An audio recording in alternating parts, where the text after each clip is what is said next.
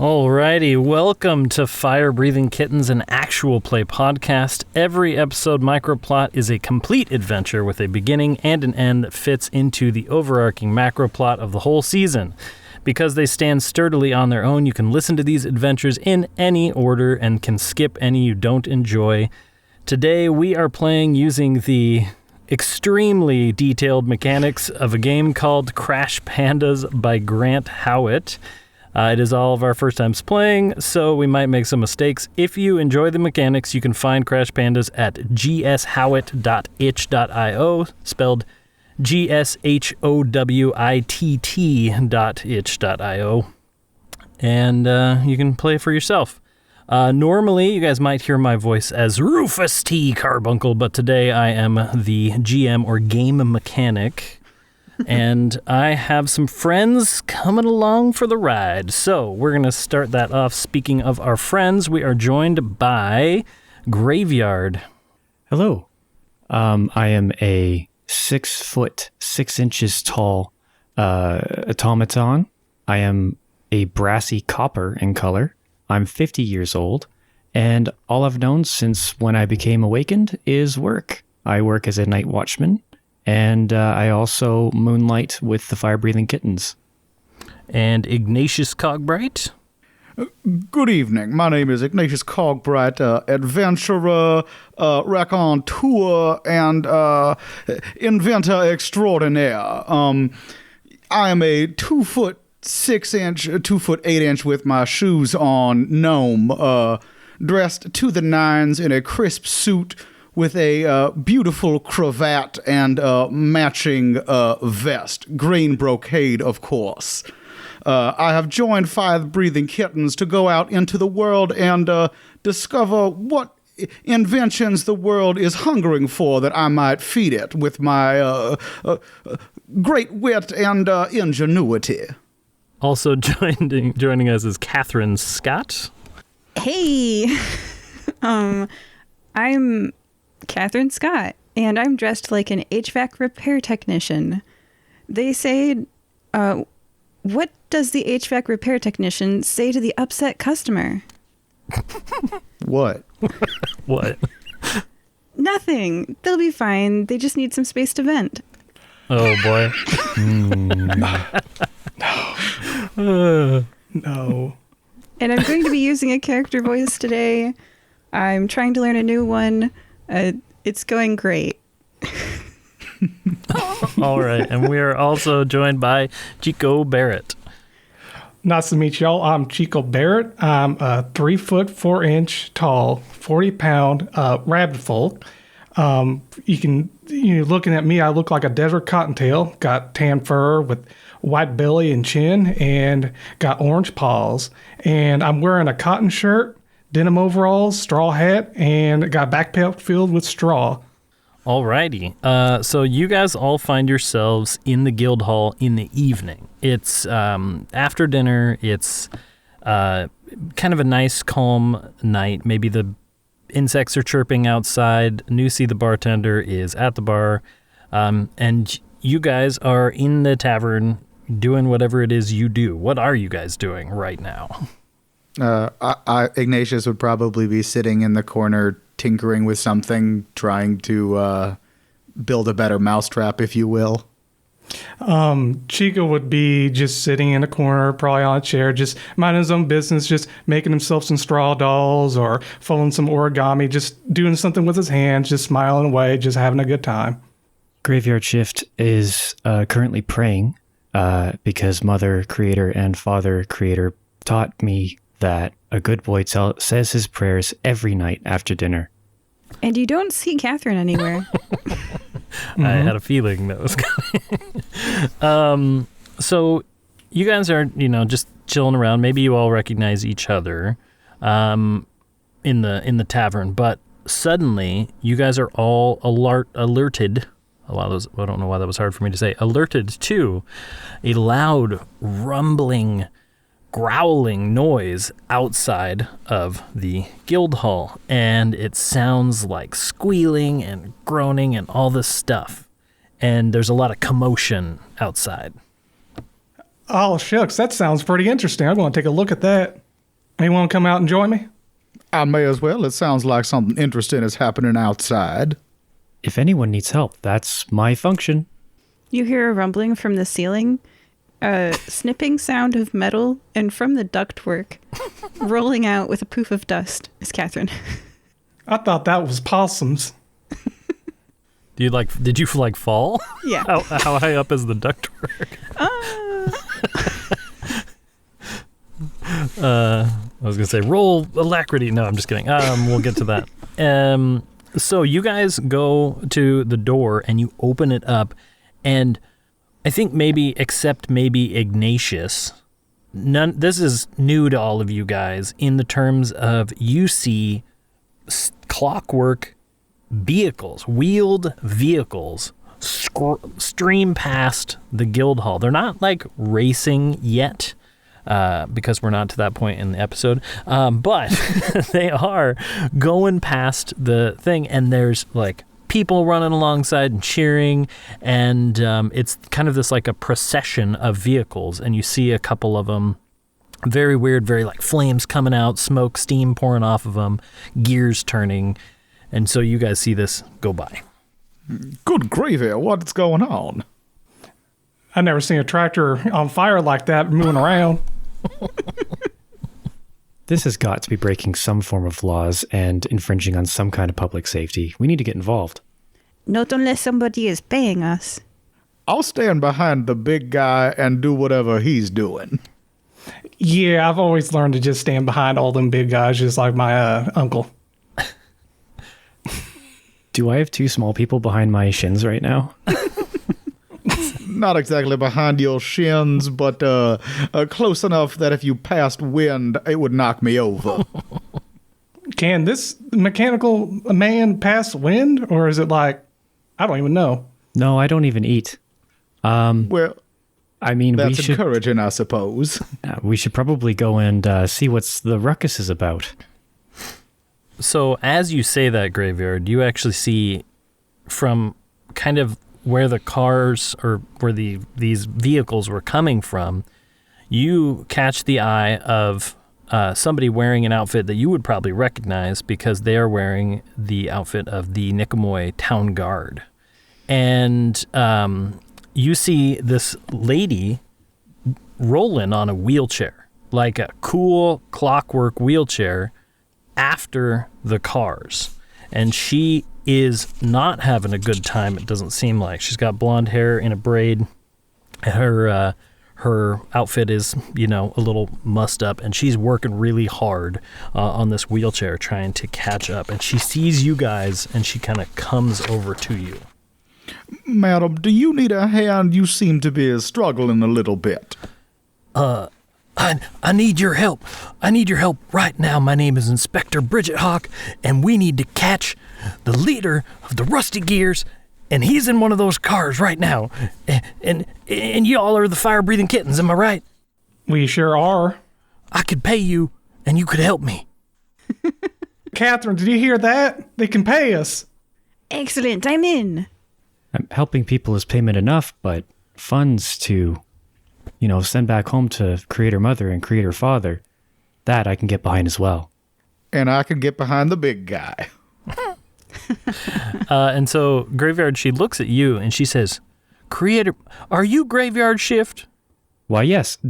Should I know you? No, not me. But I have met the Quartermaster, your Creator Mother. And why don't you tell us her name, because I wasn't sure how to pronounce it. Of course. I'm going to Google it. It was like Lysria. I have it written down. Is it Lysria or Lysria? I wasn't sure. I'm letting you tell it. I will tell you for my headcanon, because I don't think I have a single fandom who's going to get mad at me for mispronouncing my own person. But Lysria Mazurk. Mazurk. Okay, so Lysria Mazurk. And she goes, yeah, I met her when I was in the academy.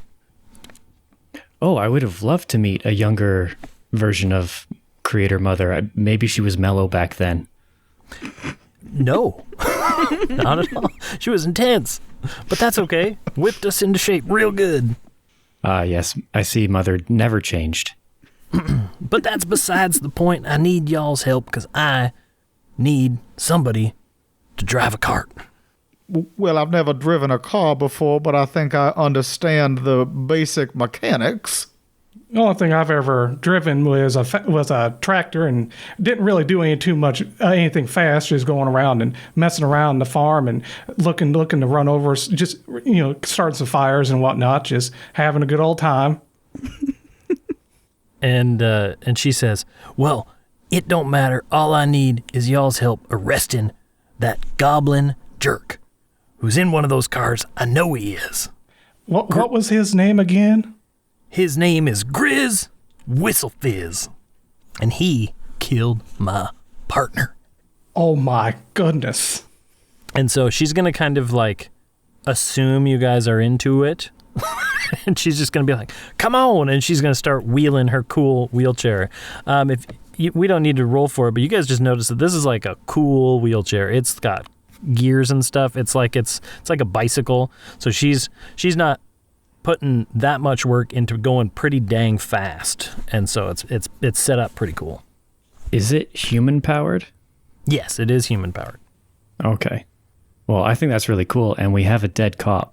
So Graveyard Shift is in it to the end, I think. Ride or die. Well, we already have a die, but...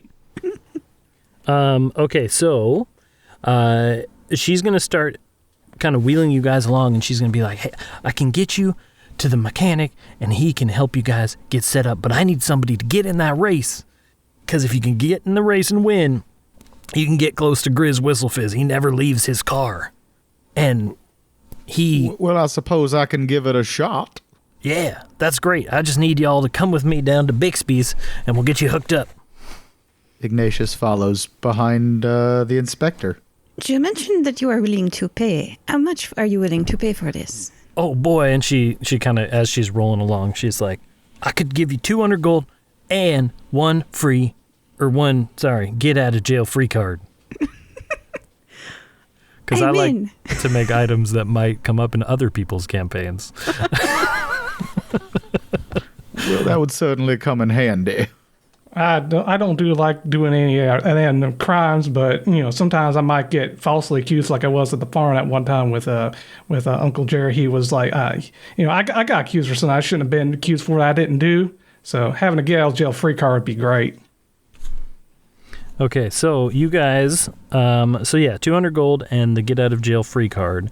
And unless you guys have anything specific that you want to ask her, she is going to wheel you down to a kind of where the direction of the cars were headed, kind of downtown, so to speak, to, we don't have a map of Niqamui, but it's downtown.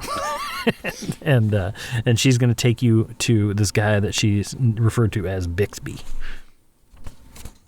So do you guys have anything you want to ask her, or are we just going for it? Just for clarification, for visual reference, it's night, correct? It is nighttime, yes. Okay, are there street lights in this city, or are we, like... I'm going to say if there are, they're few and far between and probably magically crafted. Like, seeing these steampunk clockwork vehicles is funky to you. Gotcha. As you guys start moving along and getting closer to the garage that she's mentioned, you start hearing the sounds of revving engines and those voices again. And as you guys round a corner, you see what looks like the beginnings of this street race. Everybody's like all gathered around the vehicles, chatting and all that. And she kind of wheels around into an alley, and she goes, "Oh, it's happening right outside Bixby's shop. Perfect. Let's get in there and get you guys a cart." Get ourselves a cart? Yeah. Could we all participate? Of course. Otherwise, we wouldn't have a podcast. I meant 4 cars on the road, but... Yeah, sure. He's got lots of cars to choose from. Well, I suppose we should approach this fast and furious.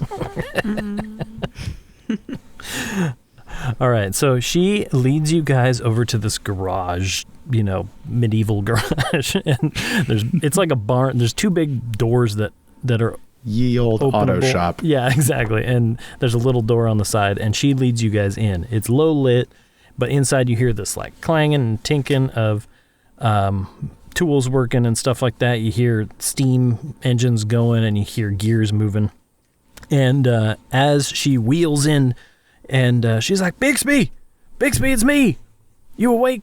And from the side, you see a head peek out, and the head is about, gnome-sized. It's larger-ish, of a frog person. And I have deemed them human amphibians, because why not, of this yellow and purple spotted frog person. And he sticks his head out, and then you guys kind of like assume maybe he's about like 3-4 feet tall based on that, but then he walks across the countertop, and he's about 2 feet, less than 2 feet tall frog person. He's got a leather apron on, he's got gears and tools all in his belt, and he's got these crazy goggles on his head. And he says, Bridget, is that you? What are you doing here at old Bixby's shop? And she's like, I need help. The race is happening right outside. Grizz is there, and I need to get on the track. Or these people need to get on the track. You need to get them a cart. And he kind of like gets into gear, and he's like, "Whoa, you guys are gonna race I just used her voice. You're gonna race for Bridget. Oh man, it's gonna be stressful out there. Well, I can show you what I got. Who are you guys?" We're the fire-breathing kittens. And I'm Chico of the Fire Breathing Kittens. I'm here to help. I heard that someone, is in need of our help. Miss Bixby, or Miss Bridget. He's like, "Yeah, no, I'm Bixby. That's Bridget." And you're in Bixby's Copper Tongue Cart Creations. I just opened up shop officially. Well, that certainly is a mouthful of a shop, sir. Well, it's hard to come up with names in such a vibrant town. But anyway, look, if you all want to drive a cart and catch this guy, you're going to need to see what I've got to offer. And he is going to gesture you guys over, and Bridget's going to have you guys follow.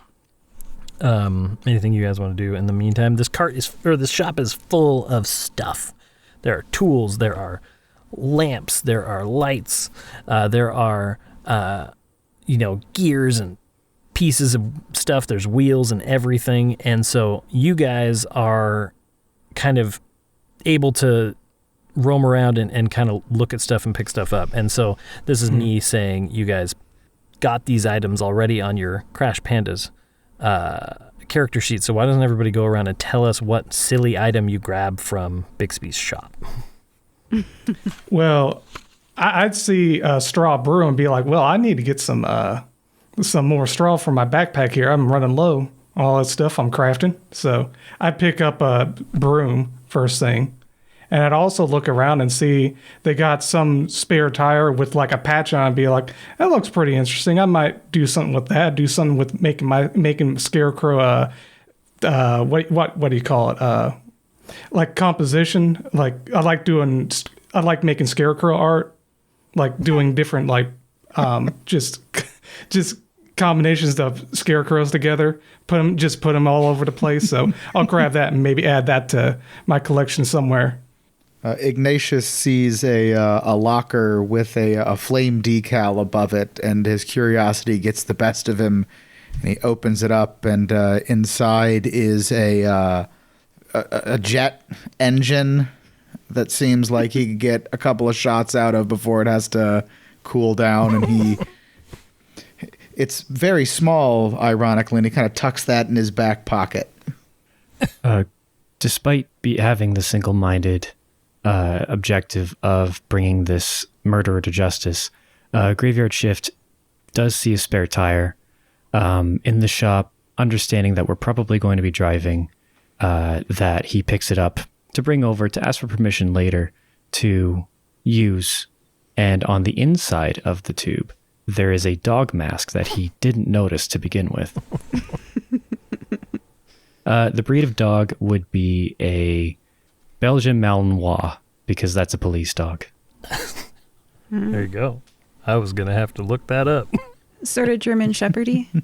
Yeah, but they have like shorter hair. They're just more athletic. Okay. Isn't that the dog in Person of Interest, if you've ever seen it? I haven't seen it, so yes. All right. And Catherine? I see a little clockwork automaton that would be very useful in ducks. You know, it's easier to clean them if you are tiny and make whirring brush motions. So I pocket that with permission, I assume. And I also take a pair of metal snips. These will be useful. Yeah, I suppose I should have said Bixby's like, yeah, you can take whatever you need. It's going to take me a while to get this car ready anyway. And he like punches a switch on the wall, and you guys watch as this wooden door opens up like it was Star Trek or something, and opens up, and in there are some cars. And so you guys see all these beautiful, beautiful cars of various types. And I'm going to go through 4 that you got a description for. But the first thing you notice about these cars is that they're real small. They seem to maybe have been built for Bixby himself. And so all of you are probably immediately thinking, how's this Would going to work? Ignatius fit in them? How tall is Ignatius? 2'6". It's going to be a tight fit. Yes, a maybe. Mazda Miata. Yeah, exactly.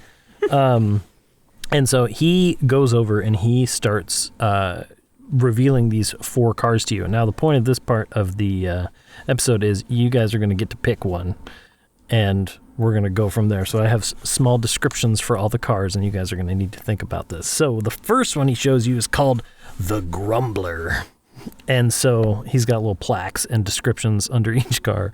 It's a larger car in design, not in the cabin, but like the body is larger. And it's covered in spikes and armor, and it like straight out of Mad Max craziness.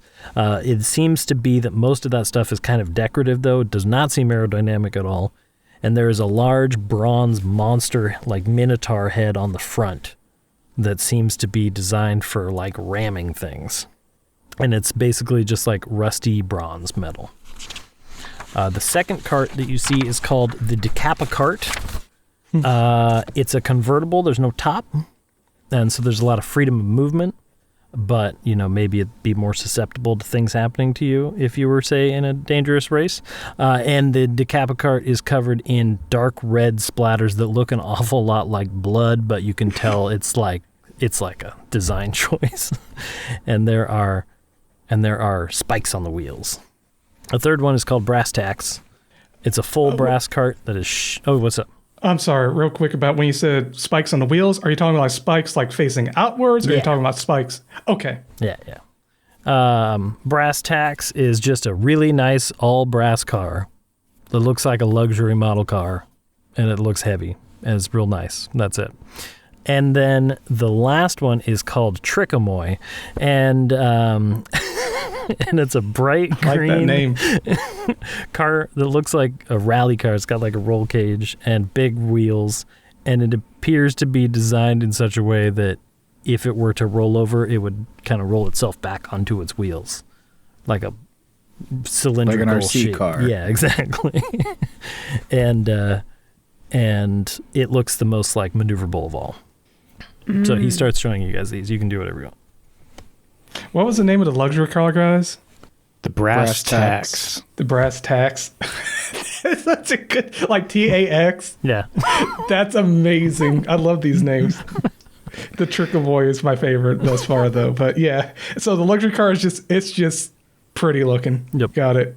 Style. Ignatius would be looking at either the Trickamui or the Brass Tacks, kind of inspecting the mechanics of them and what they can do and trying to figure out how they work. You guys, we are several feet taller than these tiny clown cars. Speak for yourself.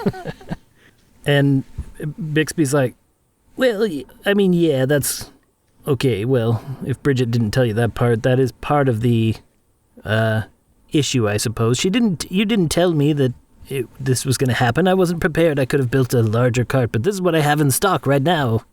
And he starts kind of grumbling to himself a little bit, and he's like, well, give me a second. I'm going to go on the back and see if I can figure something out. And he disappears while you guys are checking out these cars. And he says, pick one. We'll figure it out. I would either like brass tacks or the Trickamui. What is it again? Trickamui. Trickamui. It's a play on words. He's just going to let us take it for no cost, right? So we can do this, help Miss Bridget. Yeah, she pipes up and he's like, or she says, yeah, no, Bixby owes me all kinds of favors. And he's like my dad. He helped me. And she points down at her wheelchair and she just kind of gestures to her missing legs from the knee down. And she's like, he helped me with all of this.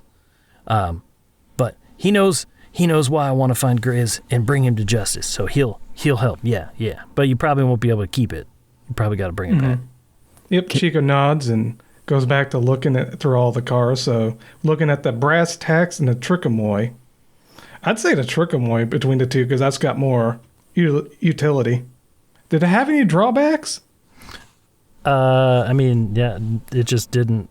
It just looked fast and agile. No, none of them really have drawbacks. It's just how I'm going to arbitrarily affect your stats later.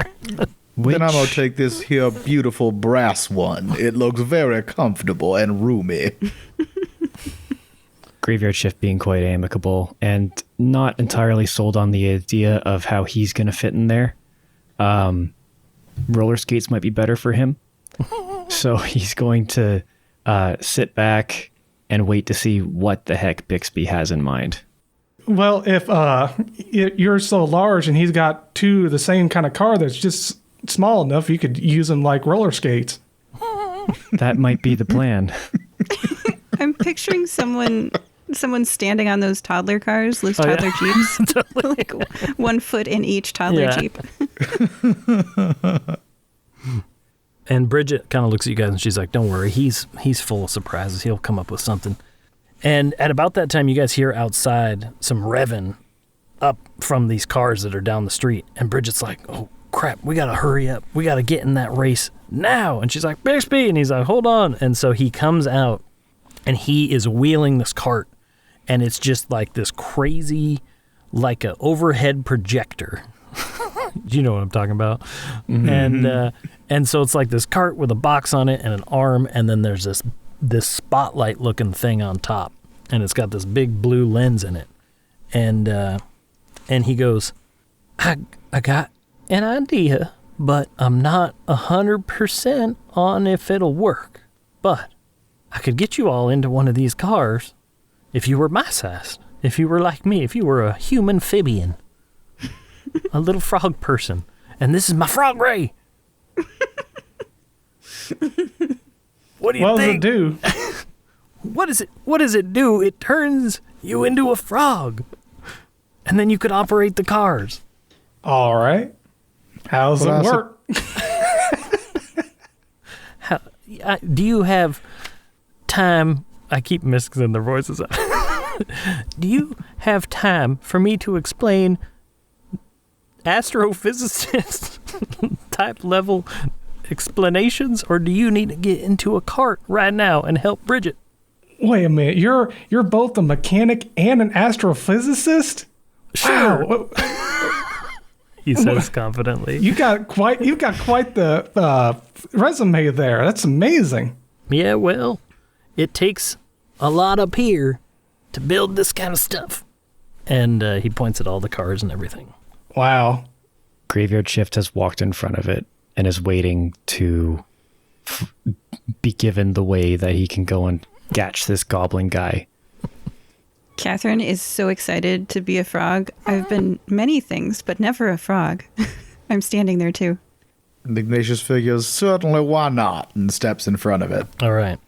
And so Bixby's like, all right, everybody, hold still.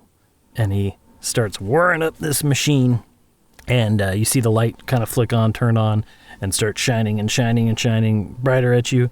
And he goes, "Ooh, man, I hope this works." Right as he says that, he hits a button, and you guys feel this explosion of light wash over you, and you are blown backwards with a force that you can't explain into like one of his desks, and all the tools clatter down, and you guys take a moment, the dust settles, and as you come to, you notice that you are very small, and you are seeing the shop now from up from the ground level, and you look down at your, raccoon paws, and you see that you are covered in fur, and you have the little weird raccoon paw thingies, and you got little whiskers coming off your nose, and you look at all your friends, and I would like everyone to describe what they think they look like as a raccoon. Well, I'd like to say first, the first thing Chico's going to do is he's going to look at his paws. He's going to be, oh, wait a second. Wait, what? Oh, and you got, oh, God, we transformed into possums. Chico doesn't know that he's got raccoons mixed up with possums. Am I a flesh and blood raccoon? Negative. Or am I am animatronic? Yeah. Think Okay. Chuck E. Cheese. Yeah. So, Oh my. Whatever you want to be, that's what you are. okay. You see in front of you a brass robotic-looking raccoon with a pistons that help him bend where the stomach would be. It's glowing blue. The typical raccoon markings, although what would be black is glowing blue. And the rest of the fur is coppery metal interlocking plates so that movement is feasible. And Graveyard Shift just sits back on his haunches, kind of looks at his hands, looks up at the carts, down at his hands, up at the carts, kind of having a 2001 Space Odyssey moment. And then Graveyard Shift says, folks, I think we've cracked it. This is not a frog, as far as I know. But I think we might be able to pilot these crafts now. Ignatius looks and realizes his clothes still pretty much fit him, just a little baggy. He is a very well-dressed raccoon now with a beautiful handlebar mustache and sideburns, and he looks at himself and goes, "This feels a little unnecessary. Perhaps I should have just gotten in the car before subjecting myself to unknown science. Sir, perhaps I should have raccoon-sided."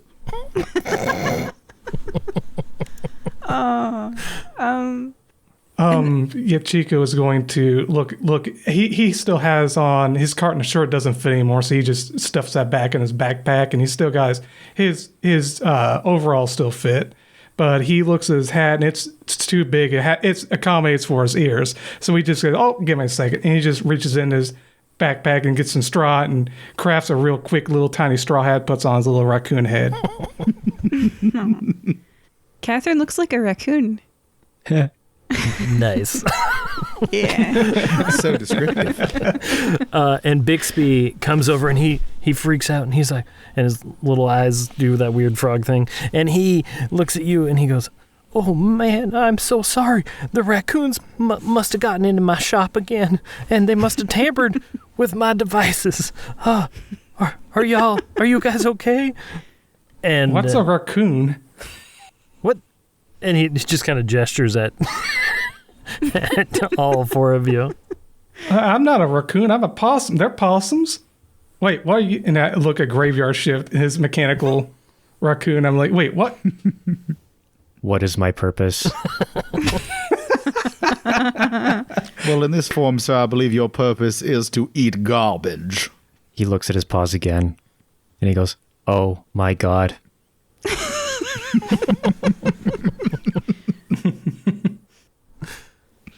Okay, and so about that time, you hear some cheering outside, and you hear some revving up and all this stuff happening.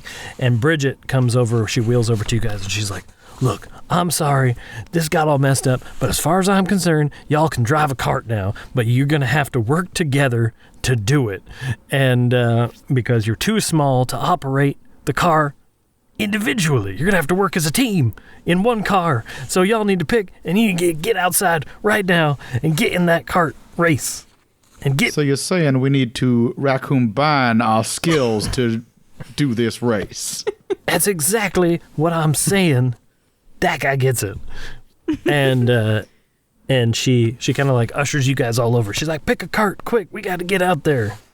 Catherine scrambles on top of the one that has a cage, the Trickamui. Yeah.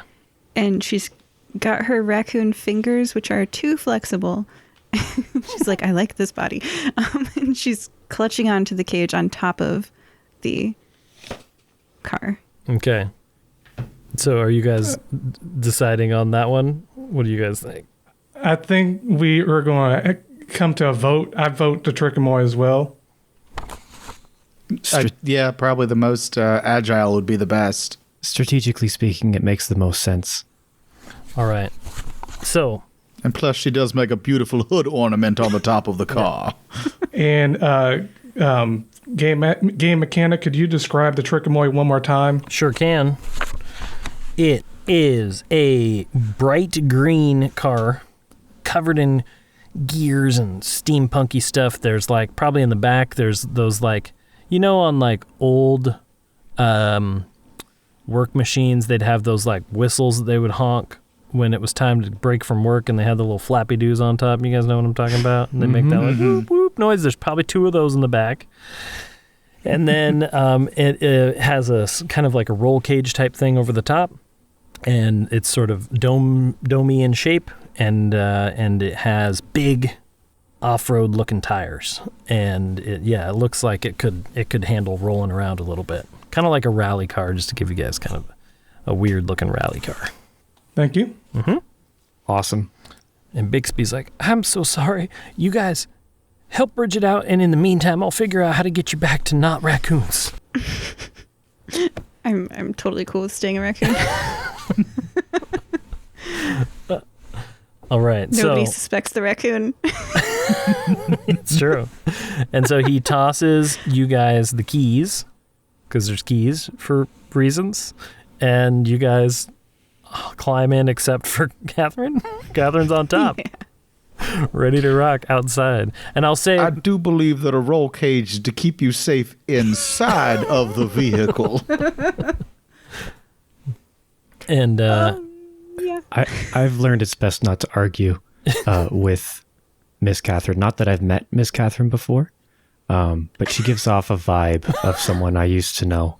Oh my gosh. Okay, I climb inside the cage. well, I will say that for the reasons of silliness, there's probably like a hatch, so that even you could make that choice for, you know, role play purposes. If you do want to climb out ever or climb back in ever, I'll say that there's like a hatch up top to get up to the roof of the car.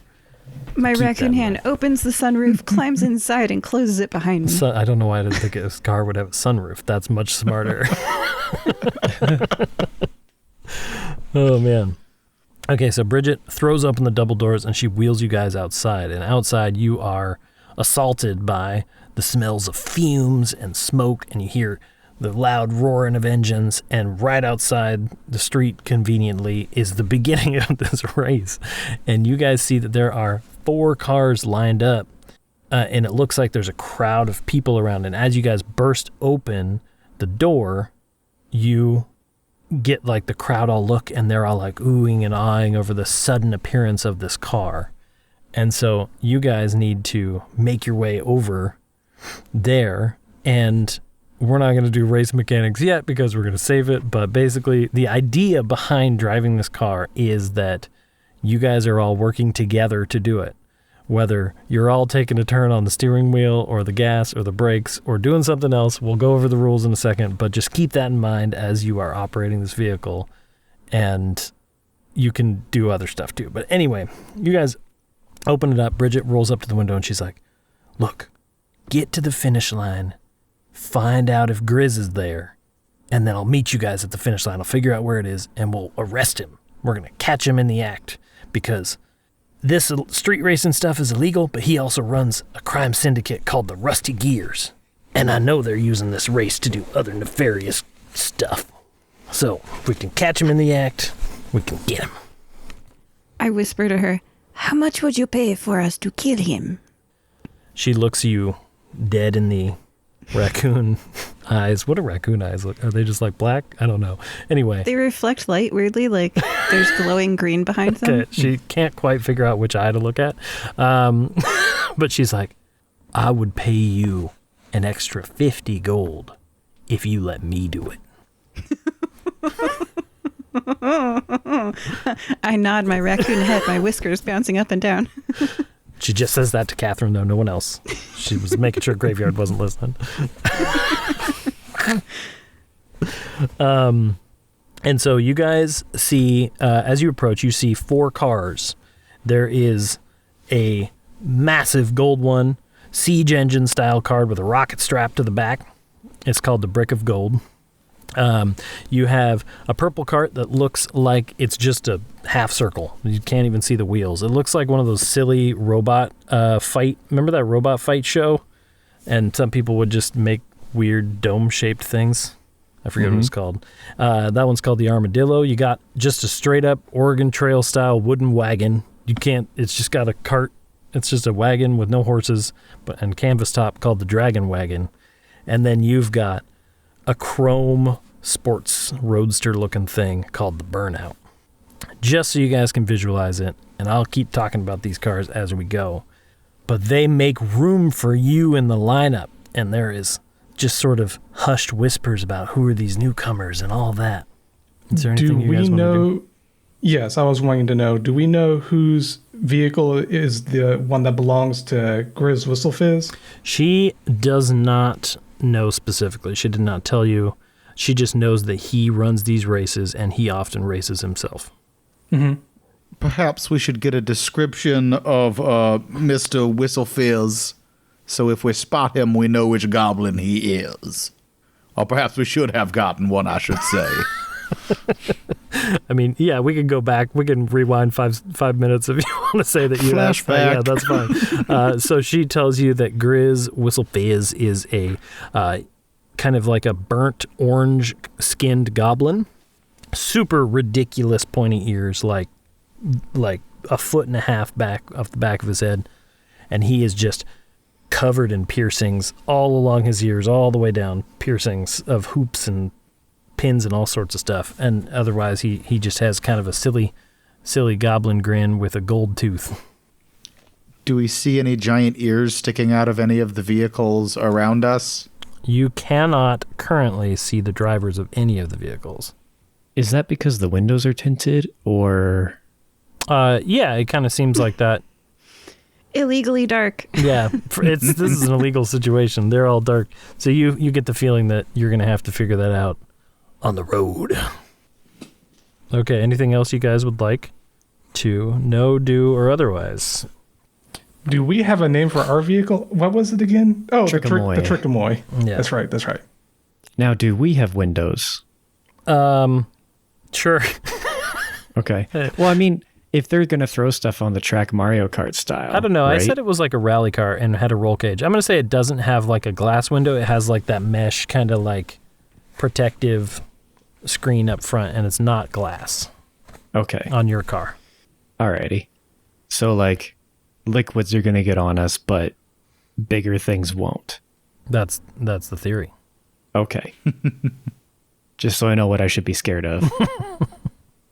Do we still have everything on us that we had on us before we were transformed into raccoons? Yeah, I mean, sure. Ignatius pulls out a pair of tinkerer's goggles and puts them on if there's going to be stuff coming through the windshield. Nice. You know, they're a little bit big on him because he's a bit smaller, but he does that and gives everybody the thumbs up. Love it. We're going to be going fast, so Chico's going to take like a piece of string and like strap it to his chin so don't fly off when they're out driving in the fast winds. Oh, for your straw hat. Yeah, okay. So don't blow off. All righty then. So for some reason, Ignatius has driving gloves that he puts on. Just universal fancy leather gloves. Okay, so We are going to talk about the rules of Crash Pandas as it actually goes now, because we're about to get into a race.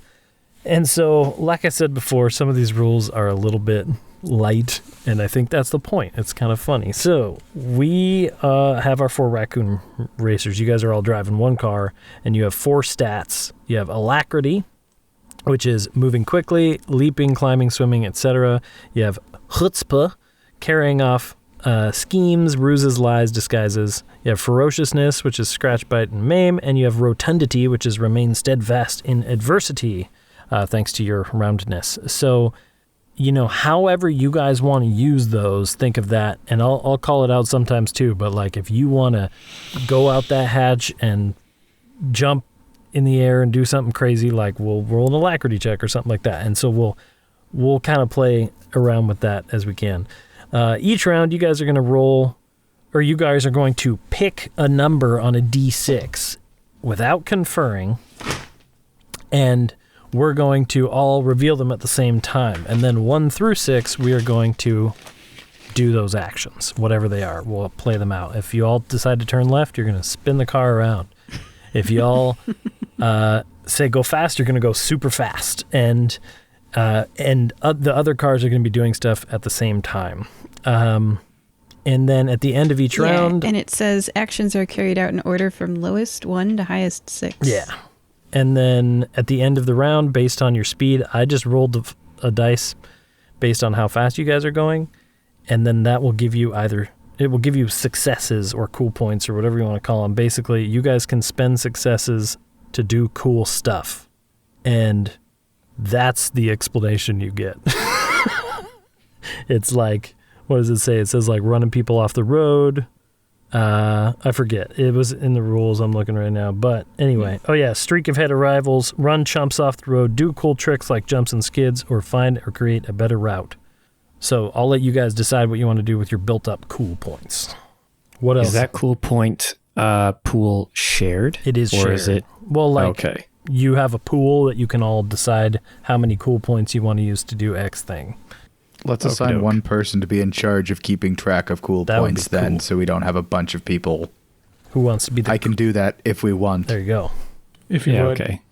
So you'll tell us when we earn a cool point, right? Yeah, it'll be at the end of each round, which is basically every time we do the 1 through 6 thing. Yeah.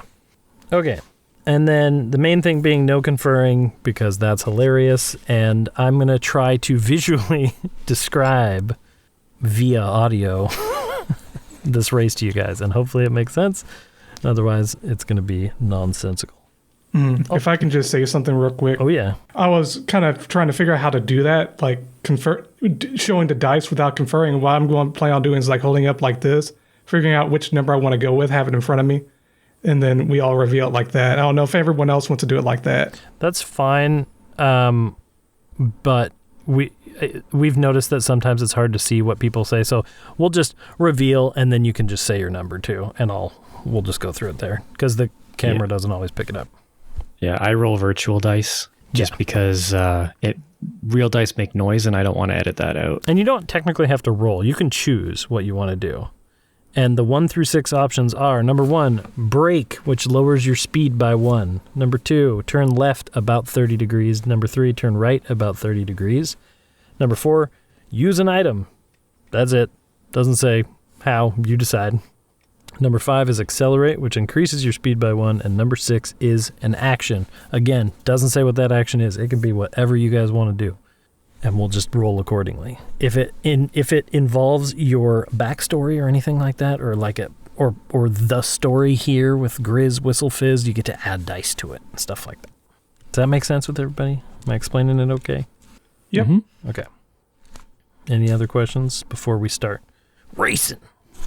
I think you've been very clear. Okay. Mm-hmm. Oh, wait. I'm ready. Okay, so you guys roll up with the Trickamui, this bright green rally style car, and you fit into the middle of these other cars. They make way for you. And so you guys are in a line with a, painted line on the ground in front of you, and we'll say there's like a dwarf with ridiculously long mustache braids that he's holding up in the air, and he's going to do like the go flag. And so he's holding his own mustaches up in the air. And you guys can see on the left, you got the, I need that card. On the left, you got the brick of gold and the armadillo. On the right, you got the dragon wagon and the burnout. Again, you don't know which one's which, but you got to figure out where Grizz is, and you got to try to win this race so maybe you can get close to him. That's the whole idea. And so, if there's anything you guys want to do in preparation before we start racing, I'm going to let you do it. Basically, right now, everybody's revving their engines. Everybody's, you can't see the other drivers, but there's, you're all eyeballing each other, and there's a big crowd, and everybody's excited. And it's this nighttime kind of like illegal street race crowd. I don't know how to describe them. You get the idea. Mm-hmm. Great. I have a question. Being night, I know it's illuminated with the street lights, but is it any harder to see, or is it just normal sightseeing? Or do we assume that raccoons have dark vision? We'll say for the purposes of this, you're fine. Okay. Yeah, maybe if you like pull off into a crazy dark alley, it might be harder to see, but for the most part, it's fine. Okay, let's play Crash Pandas. Awesome. So, everybody revs up super hard. The dwarf raises his mustaches up, and he goes, go! And he throws his mustaches down, and they hit the ground because they're so long. And everybody, I need you to pick your first choice here as you guys feel Trickamui rumble to life, and all the other cars seem to start going. And we're going to all reveal at the same time what your guys' first number is. Go ahead and tell me. Real quick, I assume we're on a straightaway? For now, yes. Sorry, let me describe the track. Yes, for now you're on a straightaway, and down at the far end of this straightaway before the corner, you see the Niqamui Community College, and you know that you're going to have to make a turn at that road to get past it. So for now you're on a straightaway, but in a couple rounds there might be a sharp turn to deal with. Also, in there's what direction? There's going to be some random stuff that I throw in on a D6 roll that's going to be like obstacles, too, that you're going to have to deal with. And in what direction will we have to turn? Can we see yet? You can't tell yet. Okay. You just see the building in front of you. That's all. The T intersection. All right. So are you guys ready to reveal your first numbers?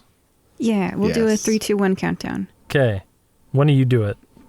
3, 2, 1. Say your number. 6. 5. Okay, so we got 3 5s and a 6. Is that what I heard? Yeah. Yes. Okay, so you guys the first 3 of you guys crawl down to the go lever, I don't know, and you all 3 shove it forward with your crazy raccoon paws, and you guys, for the first round, launch forward, and it looks like for the first round, everybody's got the same idea. They're trying to get off the line, and you guys all launch forward. However, you are ever so slightly behind the cars next to you because Catherine decided that she wanted to climb up to the roof, open the sunroof, and launch myself onto another car using my chutzpah. Okay, so that would be an action that you're using, correct? And so you guys see immediately, no hesitation, Catherine goes right out of the roll cage you told her not to. And you want to jump to another... The armadillo, the dome car that we can't see anything. Okay. Because I feel like we'll never know who's inside unless I go investigate. But thankfully it's dark out, and I'm a raccoon. I love it. Sorry, I'm trying to remember what chutzpah is. So you said you want to use chutzpah. I will say that's fine, but you probably have to do alacrity to jump to another car first. Okay, because his chutzpah is like, are you trying to be sneaky once you get there? It says carries off schemes and ruses. So the goal is to not get caught. It's not really, am I going to land on the car since we're right next to it? That's so I true. know I'm going to land on it. Okay, I'll let you But use... the question is, do I make a thud? I think in the intensity of the getting off the line, I'm going to say you can use chutzpah because why not? Okay, all right. And I've never played Crash Pandas before. Yeah. So how do I? So I don't have your sheets in front of me, admittedly. So how much chutzpah do you have? 3. So you would roll 3d6s, and you are trying, are you trying to get over there and take a peek? I would like to cling to it so that in the future I can take a peek. Okay, so for or this crawl round, under it or you're just figure out trying how to get in. sneak over there. So I'll say that this is kind of a simple task. And so all you need to do is have one success on those 3 dice. And a success is more than 4, I believe. I'm looking at the rules. I'm pretty sure it's more than 4. Yeah. Oh, yeah. 4 or more is a is. success. Okay. I got 2 successes out of 3. Okay, so if you go over and you succeed more, you get a cool point. So somebody track that. and this is for the whole team. So you guys immediately watch as Catherine, the normal raccoon, just scrambles over to the armadillo, which was on your left, the spiky car. Okay.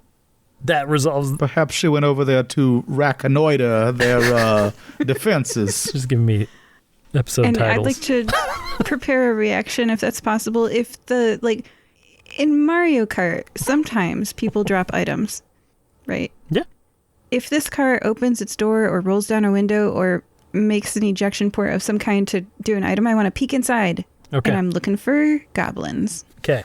Sounds good. Okay. Anything else the other two want to do? I wanted to say something real quick. I'd say, Catherine, where's she going? Guys, she's jumping over to the armadillo. Great. That's all I wanted to say. Thanks. Stealth ruined. No, I'm just kidding. Graveyard. That was more towards the party that I'm with. And I have to pick up my voice because everyone's revving up. I don't think anyone out there would hear us. Yeah. I've got my head down on the gas pedal pushing, so I didn't see her leave. And then when I hear you, I'm like, what? Turn around. Yeah. All right. So we're going to jump into round 2 of this thing. Oh, wait. You guys are going... So every speed you do is 10 miles an hour. So you guys are going 30 miles per hour, I guess. I don't know.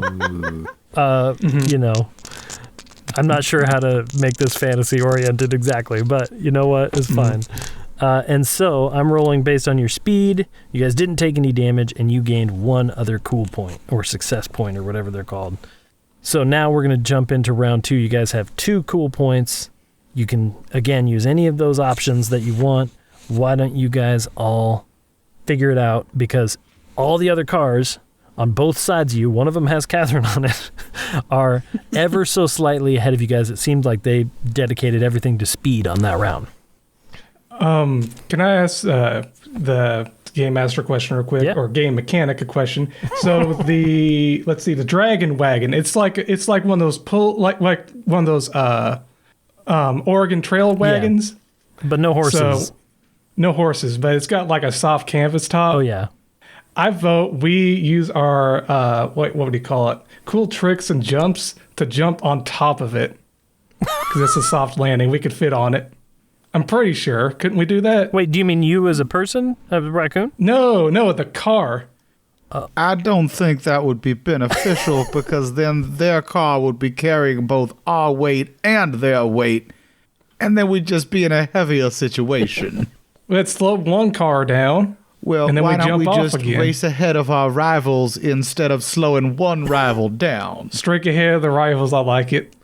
Yeah, sorry. Yeah, so I started talking, but you guys can do whatever you want. I think we should streak ahead. I want y'all to... I agree. Are you guys... I was getting real creative. Yeah, I'll say I'm just excited. That's good. I'll say, why don't you guys all do your next round of deciding what to do, and we'll resolve that, and then if you want to use your cool points after that, we can do that, I guess. I don't remember when you use them, if that's even in here. Maybe you can just use them whenever. Do you guys want to use some right now? It says at the end of each round. At the end of spend successes as a group. Oh, you spend them as a group. Oh, okay. So yeah. Okay, so we'll say let's that wait till the end of the round. We'll have more cool points to spend if we wait till the end of the round. End of round 2. Okay. Yeah. Okay. So why don't you guys all get what you want? Somebody count it down and reveal. Real quick, how fast is 30 miles per hour? Is that like 60? That is, I believe, 50. Pulls up kilometer per hour to mile per hour. I forgot. Not everyone measures in bald eagles. We're and going to say this cheeseburgers. instead. Ready, everybody? You are going approximately. It's 48. It's 40. We're not using miles per hour or kilometers per hour. We're going to use units per hour. Units. UPHs. It doesn't matter because you're just going you're going 30% fast. Okay.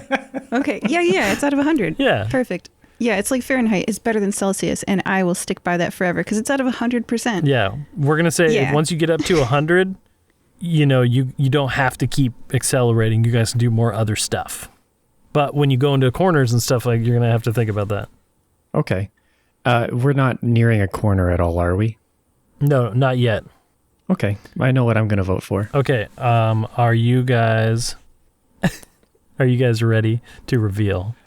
Before we reveal, do we see which direction the corners are going? Not yet, no. Or not yet? Oh, okay. We're playing this by round. You're going to notice when you are on top of said corner. Mm-hmm. Okay. So in that case, you don't have to Okay, I know what I'll do. Okay. I know what I'll do. If you guys are all ready to reveal, somebody can count it down and you can show your number. 3, 2, 1, 4. 6. Okay, so we got a 4, 5. 5, and a 6. Okay, so we're going to start with the 4, which is, I believe, use an item. I have not waited for them to open a hole. I would like to use my metal snips to cut one myself. I want to do it underneath. I actually meant to put a 4 instead of a 6 because I want to do something with my item. Okay, you can go after Catherine. That's fine. So you are going to open a hole in this car? Underneath it. Yeah, so like, you know how... Oh, you're going like under the body of it? Yeah, because I'm less likely to be seen that way. I see. Okay. She's doing a Cape Fear. Yeah, I mean... It sounds like I should see Cape Fear. Yeah, roll me a chutzpah check again. I'm going to say that this is it's a moderate. You got to get a moderate here to get under and do it without being seen. But you're clipping your way through and you're going to go up through the bottom. Okay, what is a moderate? So basically, simple task is 1 success, moderate is 2 successes, difficult or dangerous tasks are 3 success. Uh-oh. Okay, so it's got to be a 4 to be a success? Yeah. Okay, so I got 2 3s and a 6, so that means I only got 1 success. Okay, so we're going to say that you get down under and you start clipping your way in and you open it up and peek your head in, but they notice you. And so you, in this moment, notice that a female horned devilkin lady looks down in your direction and she goes, "What the heck are you doing in my car?" And you can react accordingly. I would love to respond. First, can I see everyone in the dome car? The armadillo? There's just one person. Oh, there's just one person, a devilkin lady. Mm-hmm. Okay, so I run away and I crawl back to the side of the car, preparing to jump to a different one next round. Okay, and I'll say that you guys all noticed Catherine suddenly scramble up to the side, if that wants to affect your turn at all. We're going to go to the next number 4, Ignatius. So are there 2 cars on either side of us right now? You're all still in a line for this moment. I'm going to try to angle my jet thing so that I will push us to the side and hit 2 cars and try to knock them off the road. Okay, is that the turbo rocket? Yes, I know that's not technically what it does in the mechanics. The mechanics, it gives me +3 to acceleration, but I'm wondering if I +3 to acceleration sideways, if I can ram them hard enough to flip a car over and knock them off the road. The thing I've learned about Crash Pandas is, of course you can, because there's not really rules for it. So, you guys see... Now, the question I have is which side? Because one will get you closer not the to... side that Catherine is on. That's... To the right. That's good. However, you guys watch as Ignatius holds the rocket up, ignites it, and the car suddenly gets thrown into this sideways turn, hitting both the other cars. The Dragon Wagon and the Burnout are on your right side, and they collide into each other, and everyone is kind of pushed over, a good distance away. However, Catherine, now there is a large gap between you and your vehicle. I did not Keep that consider in that. mind. But I'll It's also okay. I'll check out the brick of gold next. But I'll also say that because of the rocket, you managed to not only collide with these people, you kind of scrape the Trickamui along the dragon wagon, busting up some of its wooden wheels and pull ahead because you got that +3 speed. So I'm going to say that plus the other two of you guys said more speed, right? So Correct. Since you didn't turn, I'm not going to throw you off course, but basically you bump into them, straighten up, and the rocket still had some juice, and you launch forward a little bit. And so the dragon wagon and the burnout are behind a little ways. The other two cars just kept speeding up. So now you guys are in the lead for this turn, for this round, by a bit over. How many cool points did we get? We're going to find out now, because you are now, by my calculations, going 70 units per hour. Percent out of 100. 70% speeds out of 100 speeds. Which means you got... Okay, so unfortunately the car took 1 damage in that collision because I rolled a 1 on one of the dices. So somebody else should keep track of damage. If it gets up to 10, you're going to have to fix the car. I will. Is it metric damage or imperial damage? That's metric for sure. It's out of 10. Yeah, percentages are key. When it's in metric, you also, given the countries that use it, you also need to factor in emotional damage. Yeah, that's true. And then When you said Imperial, my mind automatically went to Star Wars. It's like it's rebel damage. and you got 4 successes on that speed roll. So is that 4 cool points? Yeah, same thing. I don't know if they're even called cool points or whatever, but that's what they are. So you have however many you have. 6 total right now. So keep that in mind. I'm going to reset my little map here, and we're going to go into the next round unless you guys want to spend these cool points right now. We've pulled ahead, so I'm good saving them and using them later. Unless we want to try to actually run the sucker off the road that we know is not the goblin. I'm scared of leaving Catherine behind. Well, getting over there would get us closer to her anyway. If we're trying to run him off the road, she could jump on board while we're doing that. Yeah, I'm for it. So you guys want to retrieve Catherine as your cool points? And try to run the other guy off the road if we can do 2 at once. I will say that you're going to have to use an amount of cool points to do that. We're going to say 2 to save Catherine, and we're going to say 2 more to run the guy off the road. There's not like fair. a metric for this, so I'm just making it up. So you guys described to me what you do to slow down, to move over, to do whatever, to get to Catherine and run this person off the road.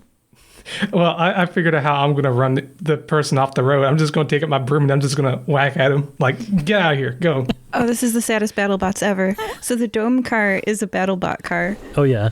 And you've got a broom. Yes. Sweeping away the Roomba. Get out of here. Go. Just Ignatius is sitting there trying to relight the rocket one more time to give us just a little burst of speed, and it ignites just a little bit, just enough to get us to swerve over and bump his car. Okay, so you guys have collided. Catherine, you watch as they took a hard right turn, collided with a bunch of cars, and then suddenly a little bit more rocket boost shoots them back over, and they come right towards you, and I assume you scramble up out of the way. Oh, yeah. And Chico is waving a broom angrily. yeah, get out of here. Get. And this is the Lady Devilkin inside the armadillo. Yes. Okay. Yeah. Graveyard and Catherine, are you guys doing anything in this moment? Or are you, we'll go into the next round, but basically you're there. But for that maneuver, if you wanted to do anything during that cool point maneuver. Do we need to roll for any of that, or do our cool points just automatically succeed? I think you just spend them. Yeah, because what would be the point of earning them if we can't spend them and make it happen? Yeah, so I think it's just like narrative cool stuff that you just do, but you have a limited number. It says more successes achieve a more difficult or impressive feat. Yeah. You just made it happen. Well, if somebody is manning the pedals, I will be putting my torso out the window with my arms outstretched to try to grab Catherine. Fingers. Yeah. The little raccoon fingers. I jump. All right. So this epic maneuver as Chico manages somehow in a combination with Ignatius's rocket to collide into the armadillo. You manage to get your broom in and like hit her in the face, and she gets all disoriented and she swerves a little bit. At that same moment, Catherine jumps over and grabs onto Graveyard's arms, and you're flapping in the breeze. We're going to say you're not in the car yet. You're holding on. So for this round, that's what's happening. You're holding on. You're flapping in the wind, and you guys watch as the armadillo swerves over, clips the other guy, the brick of gold, and like a beetle that's flipped over and can't get back up, the armadillo rolls onto its top, and its little wheels are spinning, but it cannot go. So you've removed that one from the race. But you guys are now over next to the brick of gold, and the other two cars, the Dragon Wagon and Burnout, they seem like they've straightened themselves out and they're further over. So if you want to get over to them, you're going to need to make a larger turn. Okay. Third round. However, this time, two things are going to happen. You guys can see that in the next round, you're going to have to make a turn. But right now, I want two of you, I don't care who, to roll a d6. But roll it. Don't pick it. I'll do it. Okay. Someone else too. Oh, I'll be the second one. Okay, roll them and tell me what you got. I got a 6. Okay. I got a 4. Okay, so suddenly two things happen. First of all, you guys see that in front of you and the brick of gold, like they didn't know the race was happening. There's like a delivery buggy, a cart with horses on it that are blocking your path coming up in this round. You're going to have to swerve, do something. You could go either right or left to go around them, but the brick of gold is on your left, so keep that in mind. The other thing that happens is the road gets all uneven and bumpy, and so there are some rocks coming up as well that you're going to have to do something with. And so I'm going to put them in front of you, and I'm going to let you guys add that to your thoughts. So there's a cart, and there's rocks, and it's going to be crazy. I don't know. And so I want you guys all... What's up? Does the whole stretch that we're on have rocks, or do the rocks come after the cart in between? Basically, the cart is first, and then you guys are going to swerve around there, and then there's going to be some rocks in the road that you're going to have to deal with.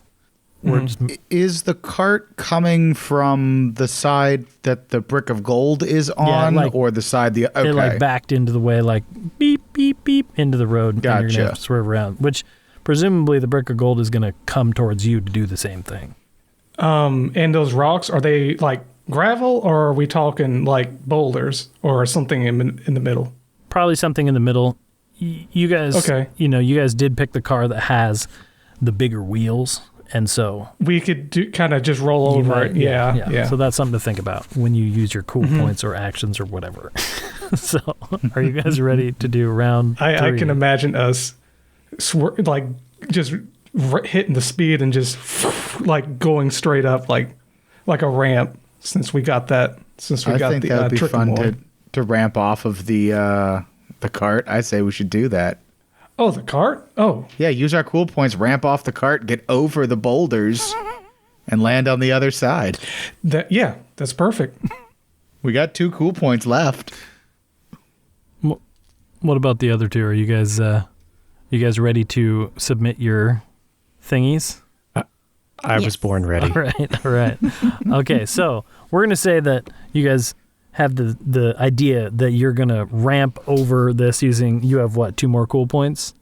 Yeah. I'm going to say, sure, but 2's not quite enough to do this without some rolls. So I'm going to say that since you two came up with that idea, Ignatius and Chico, for your turn, you guys should do the action, and we're going to make you roll some stuff for it. In the meantime, I'm going to say Catherine and Graveyard, why don't you guys reveal your numbers, and we'll go off of that. A 4. A 4. 6. And a 6. Okay, so we're going to start with Catherine. Use item. Do something with an item. So I have this HVAC robot, right? Mm-hmm. And I'm maybe I'm thinking colonoscopies, but I'm thinking these things have cameras. So. Okay, sure. All right. So, We're not going to argue the semantics of technology right now. so I'm hanging on with my 2 raccoon hands to graveyard, right? Yep. And I'm thinking that item is pretty loose because I'm not holding on to it, and I don't have pockets or clothes. So how is it attached to me? So I'm thinking the use item is maybe I do a little wiggle, and as it flies off, it lands on the brick of gold. Yeah, I'm trying to remember what the brick of gold was. Oh, yeah. It's the big siege engine one with a rocket. Yeah, and we're right next to it, and we're all trying to swerve this cart to avoid some... Yeah, I don't know. That's my goal. I like it. Let's say, why don't you roll... It's going to be kind of simple, but why don't you roll whatever you think makes sense for trying to aim this. Are you trying to aim it like into the cockpit of this vehicle? Yeah, or like near the window. I just want to see who's in it. I would go with like alacrity or same thing with chutzpah, whatever you want to do. But simple success. You just got to get one success. Okay. I'm going to go, if I have the choice, chutzpah and alacrity. I'm going to go chutzpah. Okay. It's a scheme. This is the definition of a scheme, I feel like. All right. That's 1-4. All right. So you guys watch as the robot wiggles free out of her fur and flies in and magically fits right into the like cockpit hole of this gold siege engine style vehicle, and it turns on, I guess. And you have a way of seeing what the camera shows you. Yeah. I'll probably have to consult a screen or something. I mean, when I turned into a raccoon, what happened to my receiving equipment? We'll say it's in the car. We'll say you got to get back in Trickamui to see for sure, just because we'll let the other people do their silly stuff. Yes. Graveyard, I believe. Or no, you all 3 technically are on a 6, but you 2 had the plan to jump the car. Graveyard, do you want that to happen before or after your 6? I would like to have it happen after my 6, please. Okay, go for it. I would like to... so Catherine has successfully shot this probe into the brick of gold. Colonoscopy was the wrong word. Gets the point across. It's camera. So after that, I want to try to pull her inside of the vehicle. Mm-hmm. Is that a roll, or can I just do that? I would say that you need to roll... what's the one? I'll give you ferociousness, alacrity, one of those 2. I would like to use alacrity. Yeah. So I'm going to brace myself up against the window frame, both my hands in like a squat, but it's horizontal instead of vertical, and just pull her in. All right, why don't you go ahead and roll your alacrity and try to get a success. So that is 4 d6s, correct? Because I have 4 alacrity. Oh my goodness. I have 0 successes. Oh no. I have 2 3s and 2 2s. Okay. What? So, interesting. I'm going to say that because that was so bad, that we're going to say that not only you go to grip and you actually lose a paw off of Catherine. She's not dangling yet, but you're about to go off a jump and you're one hand holding on to Catherine. And she's going to need help on this. She's in the state of misfortune in Crash Panda rules, which means you guys need to be she needs to be rescued or helped out by you guys in the next round, in some way. Right as that happens, Ignatius and Chico, you guys angle for this cart that we've decided is a ramp. Blues Brothers off of that. And the brick of gold swerves because there's robots in its face, and it collides with the side of the cart right as you guys hit this jump using the rest of your cool points. However, I'm going to say, why don't both of you pick whatever you think, however you think this makes sense with your rolls. I'll let you decide and describe to me, and you can roll. But I want to see 2 more successes to make this work for the landing, to stick the landing without taking damage. I feel like this would be a chutzpah roll. For you, how is it? We're steering, right? I was going to say, how is it chutzpah? You tell me.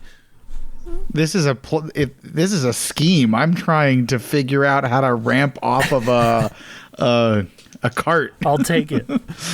And Yeah, I'll take that as You well. want Yeah, chutzpah. the C's silent. Yeah. 5 and 6s are successes, right? 4, 5, 6. 4, 5, 6. All right, then I have a 4 and a 6, so I have 2 successes. Okay, I'm going to call this.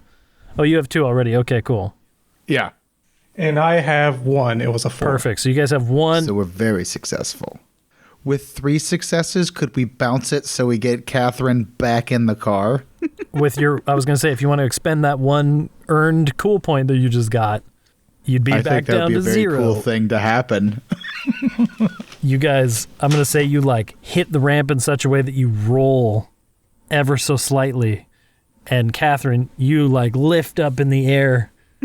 And with that Oh, no. gravity force, Graveyard's able to just pull you in as the car's wheel hit at an angle and then right itself and bounce around. Yay. Okay. I'm glad we could raccoon Veen before the end of the race. All right. So we're going to go to break after that intense landing of your guys' car. Everything settles back down, and we'll get back to this race here after break. So currently we were joined by the raccoons of, why don't you guys go through and say who you were, sorry, or I can say that part, Catherine, Bye-bye. Graveyard, Hello. Ignatius, We'll see you later. and Chico. Bye-bye. All right. Oh, we had a review, too.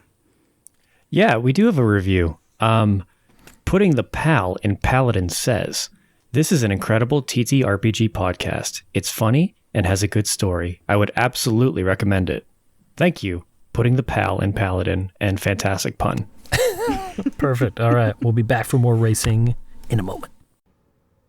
We hope that you're enjoying this episode of Fire Breathing Kittens. This episode's shout out is from Purple Circle, who says, quote, Frosthaven is a Euro-inspired dungeon crawling sequel to the 2017 smash hit board game Gloomhaven, created by Isaac Childers. You can pre-order Frosthaven now. Can you think of someone who might enjoy this podcast? Please share it with them. Do they have a special day coming up? We can wish them a happy message on your behalf. You can arrange for us to read your shout out on air at firebreathingkittenspodcast.com through our partnership with the website Buy Me a Coffee. If you enjoy reading books, we have some for you on Amazon.com. Ebooks, paperbacks, hardcover novels. We've also narrated audiobook versions of those on Audible.com. And we have official merchandise on Redbubble.com. Imagine owning a notebook with the Fire Breathing Kittens logo on the front. Lastly, we don't pay to advertise our show, so the only way we can grow is if you tell someone about us. Is there an episode that would make that person smile? Tell them about it. Thank you. Welcome back to Fire Breathing Kittens. We are doing our thing with Crash Pandas, this crazy nonsense racing game.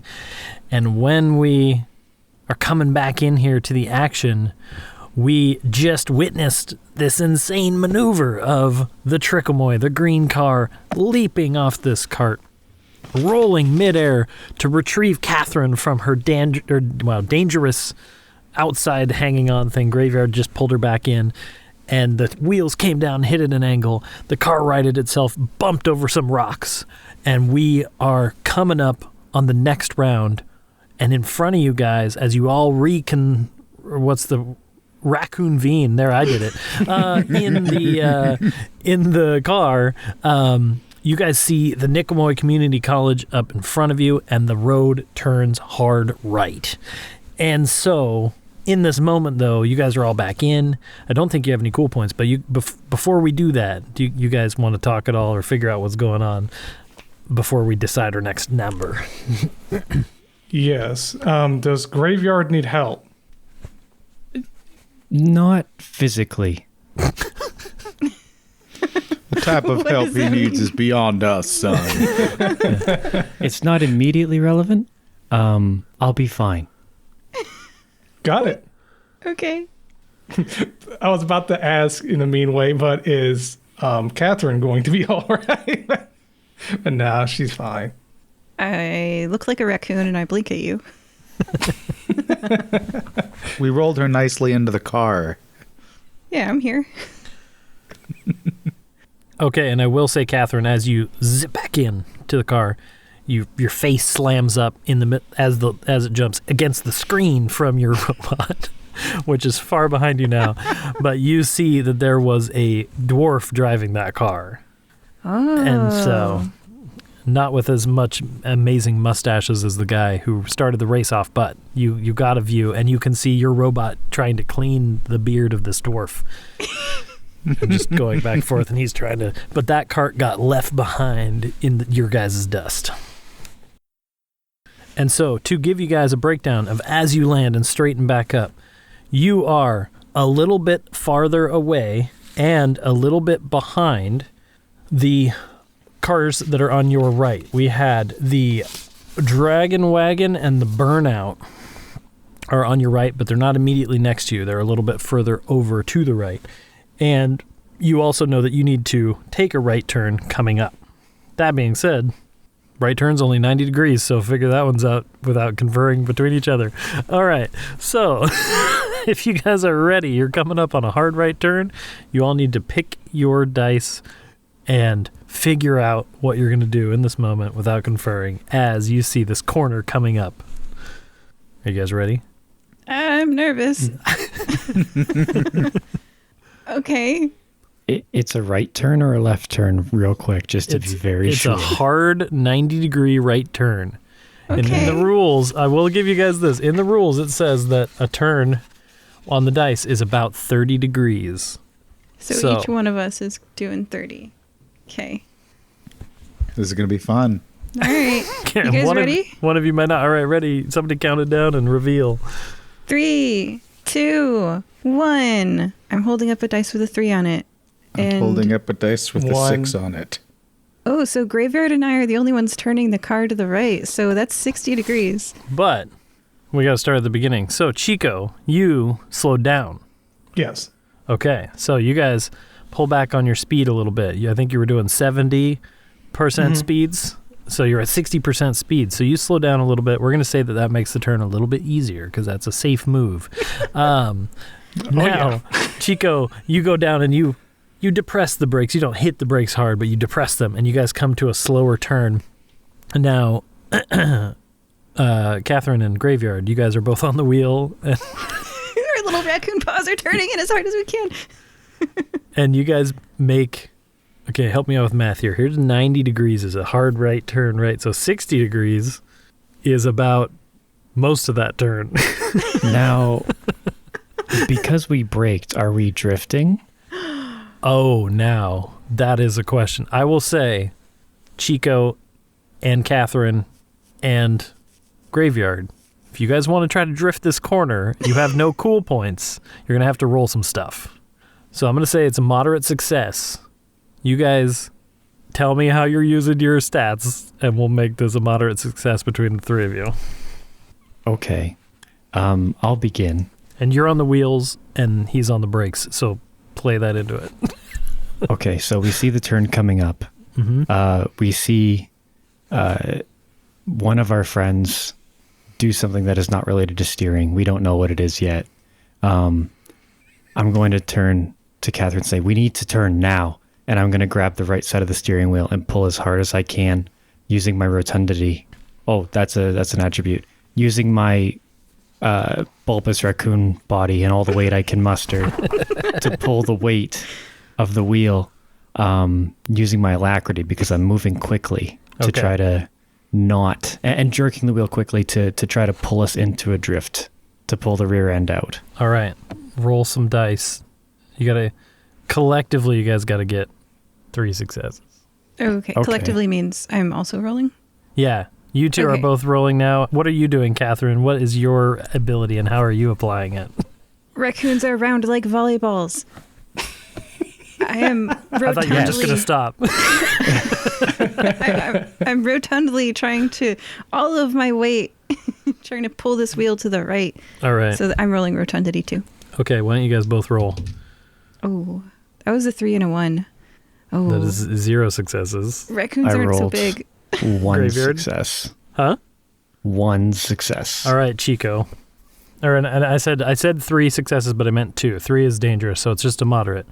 So Chico, you just got to get 1 success on your brake maneuver here. Maybe you do a little. Shucks, I'm going to put all my weight into this. I'm just going to swan dive onto that brake and a 4. I got it. So barely. You guys have never drifted before. But you manage to continue carrying that. We'll say that you make the turn, but because you drifted, you have now come around and you're still kind of far away from the other cars, but you managed to do the full turn and you guys drift in, but you notice as they were able to make sharper turns, they're a little bit ahead of you guys still. But it's now Ignatius's turn with a 6, I believe. Yeah, I was expecting me to be the only one not to turn. So I was trying to take myself out of the order. So what I was going to do is roll down my window, stick my hand out, and flip the cars behind us that we wrecked the bird. I was basically just burning a turn. All right. I love it. And the crowd loves it. And you hear cheering from the crowd that are at the community college who knew about the race. And people start chanting, Trickamui, Trickamui. And you guys whip around this corner and you straighten your car up. Now, we're in this next round. You guys can see the finish line now that you've made this corner. And it's, roughly 3 rounds in front of you. And you can get that vibe because there's lights and everything, but it looks like there's some crazier obstacles coming up. So I'm going to reset my very, very detailed map. You guys are basically a little bit over from the other 2 cars, but this is just straight away with obstacles, okay? You guys are going 60. You take another damage, first of all. Sorry, I rolled poorly. But you gained 1, 2, 3, 4, 5 successes. So you have 5 cool points because I rolled really well for you guys. They really liked the bird getting They flipped did, up. yeah, It had exactly. nothing to do about the awesome drift. That was awesome. I rolled 3 6s, a 5, and a 1. Oh, wait, that's only 5 dice. It didn't matter. Okay, so what I said. That many That's going to be a successes. new meme at the cottage, at the college. It's going to be the new meme format of like this raccoon just flipping the bird while a dune buggy is like drifting around a corner. Okay, so you guys come around the corner and a couple things happen. You guys notice that Burnout and Dragon Wagon have actually switched places. You don't know exactly what happened. There was some craziness. So now you got Burnout next to you, but a little bit of ways away, and then the Dragon Wagon is further off. And you also can tell that the Dragon Wagon, from when you hit it and collided, it's one of its wheels is kind of doing that like lumpy wheel thing. I don't know why I said that like that was a common thing, but you know what I'm saying? Like a flat tire, it's a thing. You know what I'm saying? Anyway, so you guys can figure out what you want to do next. However, before we do that, Ignatius and Chico, I would like you guys to, I guess you don't roll anything for like perception. But I'm going to make you because this game has no rules. So I'm going to say that whatever your guys' like highest stat is, roll real quick and tell me what you get. 6, 6, 4, 5. Wow. Wow. I got a 4, a 3, and a 2, so just 1 success.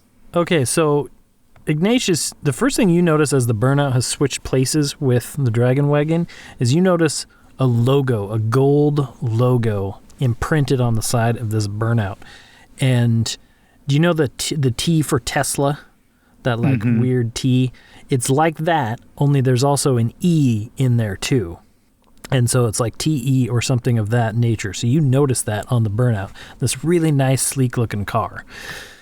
Chico, you notice, as you come around the corner, that there's a guy in the road, and he looks like he's working on construction on the side of the road that you guys are on.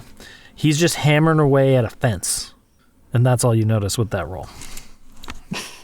Okay. What in tarnation is he doing in the middle of the road hammering on a fence at midnight? All right. Are you guys prepared to do your next round? And that guy he's a round away. So for this round, you guys just got to make your choice. Are you prepared? Yes. All right. Everyone do the countdown and pick your number. How far away are we from the other cars? Like one turn would get you over towards them. Okay. You're like a lane away, basically, is the idea. Yeah. And, more turns might get you there real fast. I'll let you guys decide. All right, you guys ready? Yes. Okay, somebody count it down. 3, 2, 1, reveal. 5. 6. 5. 3 5s? 5 as well. Okay. So you guys decide to go for speed, and so you guys go flying up. So you are now at 90 miles, units, percentages per hour. And I'm going to remember one day, and you guys just all hit the gas except for Ignatius. Ignatius, before you do your turn... No, Ignatius accelerated. Oh, Chico had the did. 6? Chico. Okay, so Chico, before you do the 6, you notice that the other cars did the same thing. They're just gunning for speed. So they're still neck and neck. All right, Chico, what are you doing? I see this big dummy on the side of the road just hammering away, obviously not doing anything and trying to look inconspicuous. And I just step out of the car and I yell at him, shake my fist, out of the road, jackass! That's what right. Chico does. And as you do that, he turns and he looks at you and he rips off whatever facial hair he had on, and he's wearing a hat. And you notice that this is, I'm going to assume I'm saying it right, Eugene Porgy? Georgie Porgy. Oh, Georgie Porgy. Yes. There you go. It's a pun. This is your not quite ex-wife's dude that he hired to come get you, right? Yeah. Okay. But so does he recognize me? 'Cause I recognize him now, but he does not. The voice, but does he recognize the voice? I was going to say he did not recognize you until you leaned out the window and shouted, and he recognized that voice. But you guys are coming up on him fast. You haven't turned. So just so we're clear, you have no problem with us running him over, correct? No problem whatsoever, but I have a feeling he's going to come right back. He always Well, then I does. say pedal to the metal and let's run this moron over. Oh, man. Play stupid games, win stupid prizes. That is what they say. All right. Okay, so that is now. You guys have all of that cool points. Do you want to spend them now, or are you going to save them up? Are we ahead of our competition now? You are not ahead. You are neck and neck. 2 rounds left to the finish line. Everyone's roughly doing the same thing. These guys are focused on speed. I think we should use our cool points to pull ahead. I'd say, yeah, a majority. We have 5, so I'd say a majority of them, like 3 to pull ahead. But can we use, how many would it be to run chumps off the road? 1 or 2? That would be up to the GM, I suppose. Yeah. Since we're in the later stages of this race, I'm going to say 2. Okay. Then, conveniently, Yeah. However you. So you want to use 3 points to streak ahead. and 1 point to run one of them off, or then the other 2 to run the other 2 off the road. I think that's a good idea. Is that what Chico was talking about? Or are you talking No, about I'm talking about Georgie Porgy. Well, I don't think we need to use any of our cool points to settle your personal dispute with Mr. Porgy. That's up to the rest of the group. I think I agree, but I love running people over, but I mean, don't get me wrong. I am pro-vehicular manslaughter in most situations, but I think in this specific instance, winning the race is paramount. I only murder is not free when I do it. I understand you two might have irreconcilable differences, but I don't believe that's any business of ours. Jess, murder costs money when I do it. If you want me to, how much will you pay me? And then by the time I've negotiated my fees, we're past them. Graveyard. Because I asked to go fast, I assume that I'm down on the acceleration pedal, and therefore I don't see this guy. I just hear the talking of murdering a man in the street. So you see just a face appear up, looking up at you as you're trying to steer this car. It's like, I'm not okay with this. And seeing as I'm the one with my hand on the brake here, if you want to lose the race and miss this man, please feel free to let me know, and I can make that happen. Or we can just win this race. But what if he's a really evil man? Oh, I wouldn't say he's really evil. He's just... Shut up, Chico. We're trying to convince him to kill him with a car. No, Graveyard, you're right. We're not trying to... I wasn't even trying to kill him. Wow. Well, I just got into we're just going real fast. I'm getting the adrenaline's pumping. Yeah. Let's spend those points on something else. This is like that book where it's like, why did you kill that man? Well, the sun was in my eyes. I was just going too fast. Is this sort of like the trolley problem where we can either swerve to avoid him or not, and there's really no downside to not swerving to avoid him? I will say, if you hit somebody, you're going to slow down. Then yes, let's certainly avoid him. I'd say let's use the rest of those points to run chumps off the road, but not that chump. The other chumps, the ones we're racing. I'm on board for that. I agree. I go back to pressing down the gas pedal. All right. I'm still negotiating my rates, so I'm totally out of this conversation. Okay. Two people, I make a discount. All right, so you guys, at the end of this turn, you do a little fishtail maneuver as you come up on Georgie Porgy, and he's got his hammer wielding out, and he does one of those, like, points at 2 fingers at his own eyes and points at you, Chico, and you see his mouth move, and he says, "I'm gonna get you."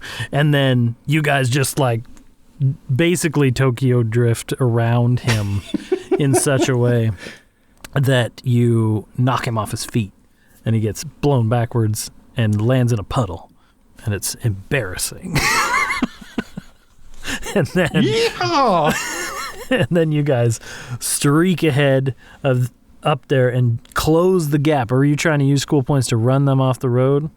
That was my understanding. Okay. So you guys run over and you use your speed to collide into Burnout, who is the closer one now, and Dragon Wagon on the outside. Through the force of you hitting Burnout first, kind of gets kicked over sideways, and you see that lumpy wheel that I explained buckle under, and the Dragon Wagon like flips over like it's that, carriage and Gladiator that explodes and flies up in the air. The canvas rips open and out spills just like 20 kobolds that were just inside there, and like a weird big engine, and they just kind of like splatter all over the ground. Not dead, but just like all the way across the ground as their cart is just completely ruined. It was basically like nailed together. And you guys collide with Burnout and create that. But as you collide with Burnout, you basically notice that his car like took the brunt but adjusted quickly, and this car seems sturdy. So well, by process of elimination, we know where Mr. Fizzbot was. Fizz, whistle, fizz. That's right. That one. I shake my hand. So as you yell Grizz Whistle Fizz and shake your hand, the automatic windows that this car has for some reason roll down. And this goblin with orange skin, what did I say, and crazy piercings? Yeah. He leans his arm out the window and he says, "What's it to ya?" And then he revs his engine. And we're going to go into the final section of the race. Now, wait, did I say, is that right? 1, 2. Yeah. You're on the last leg. The finish line is coming up because you just ran. Oh, no, we haven't done that stage yet. I'm sorry. You streaked ahead of rivals. Next round, you're in a straight stretch. You guys all pick what you want, and you can see that the road is narrowing down to a smaller gap up in front of you on the next round. So for this one, you're neck and neck with him. What do you guys want to do? Go ahead and make your bet. Or not bets, but you know what I'm saying. Make your choices. Are you guys ready? Mm-hmm. Oh, no? Wait, hang before on. we do that, what speed are we at right now? You were 90? at 90. Is it capped at 10, or were we just saying that 10 was fast? It's capped at 10. Partially, I made that up, but just to kind of like encourage you guys to do other stuff if you want. You don't have to keep going fast, so you can do items or whatever. So it's going to cap at 10, yeah. So you're neck and neck with Burnout. The sleek, silver, shiny car. You know that Grizz Whistlefizz, he's got his gold tooth sparkling in the breeze. I don't know. And he looks at you and gives you that like nod, that racer nod, like let's do this. And you can tell that. Oh, and it had that logo on the side, and it's got those like pipes coming out of the hood that like flame up. I don't know cars real well, but you know when they flame up, that means he's gonna go the fast. Exhaust. That's Okay. You guys ready? I have a question about what Yeah, go things ahead. look like. On either side of the road, is there anything of note? I would say, why don't you roll a d6? Okay, I'll tell same you. as the perception like before. No, Or just just a single one. d6. Yep. Just one. Okay. That's a 5. You see pedestrians. As you're kind of coming in towards the end, the roads are starting to line with people, like they're waiting to see who finishes off the race. Both sides, correct? Yeah. Okay. All right. Graveyard, you good? Yes, I know what I'm going to do. All right. Go ahead and reveal your numbers. 3, 2, 1, go. 4. 6. 5. Si- And 6. okay, so we're going to start with the number 4, which is an item. So I'm going to try to use my flame decal. We're in front of the other car, right? Barely, yes. Okay. If we're just barely in front of him, can I reach out and slap the flame decal over his windshield in front of his face so he can't see very well? I will want you to roll for it, but yes. What would I be rolling? You know, I've been not real specific, but one of the probably either alacrity, chutzpah. Well, chutzpah I get 4, so I'm why going to don't go you with do that? chutzpah. It's a route. It's a scheme. You're trying to mess him up. 1114. Okay. Well, luckily it was a simple task to lean out and slap it on. However, I'm going to say you had to scramble over your friends to do it. So you're not at the driver wheel. You're hanging out the right hand side. Before I of lean out the car. window, I look back and go, hold on. Before I go out, I look at the rest of the people behind me and go, hold on to my belt real quick. I have an idea. And I reach out and... Well, all right. And you reach out and you slap that on the hood. Or, I mean, on the windshield. Windshield, yeah. Okay. Chico, you were Pressing the gas pedal to the metal. All right. You keep because the he's going speed, fast, and I'm thinking just straight ahead. and you guys have hit 100% mile speeds per hour. And We are speed. you are speed. So for the next round, think of that. And then you two with the 6s, whoever wants to go first, you guys do whatever you want. I feel that Catherine is the more daring out of us, so Okay. I'm actually doing something pretty simple. I figured that Chico would accelerate us. Thank you, Chico. And we're at 100%, so I didn't accelerate. I would like to use an action. Okay. And this action is, I noticed that there's pedestrians, people cheering. I want to see who is, I'm trying to identify the Rusty Gear members who are cheering for the burnout. Interesting. So, I don't know if you really need to roll anything. I will say that you notice that there are actually, maybe Bridget, we'll say Bridget told you guys what like the logo of the Rusty Gears was, and it was, as you may expect, a rusty gear. And there's a bunch of people in the last little bit, not only that are pedestrians, and they have like the leather vest, like a biker gang type style vest with the logo on it. Also, you notice people with vehicles, these Rusty Gears with vehicles as well, as they're starting to line the road. There's actually quite a few. And we'll say that there's one kind of specifically that they're all relatively like crowding around. And, maybe he's important. Maybe he has a gold logo. It's not rusty. or has a little bit of rust, because then he wouldn't be a part of the gang. So what do you want to do with that? I just wanted to identify him so that after the race is over, we know, who to follow back to their hideout or, Yeah. Yeah. Okay. And Graveyard. So I was wrong. I'm the daring one. I would like to use my alacrity because I will be attempting to leap at the vehicle. The sight of a cop killer or an alleged cop killer infuriates me. So I throw on the Malinois mask.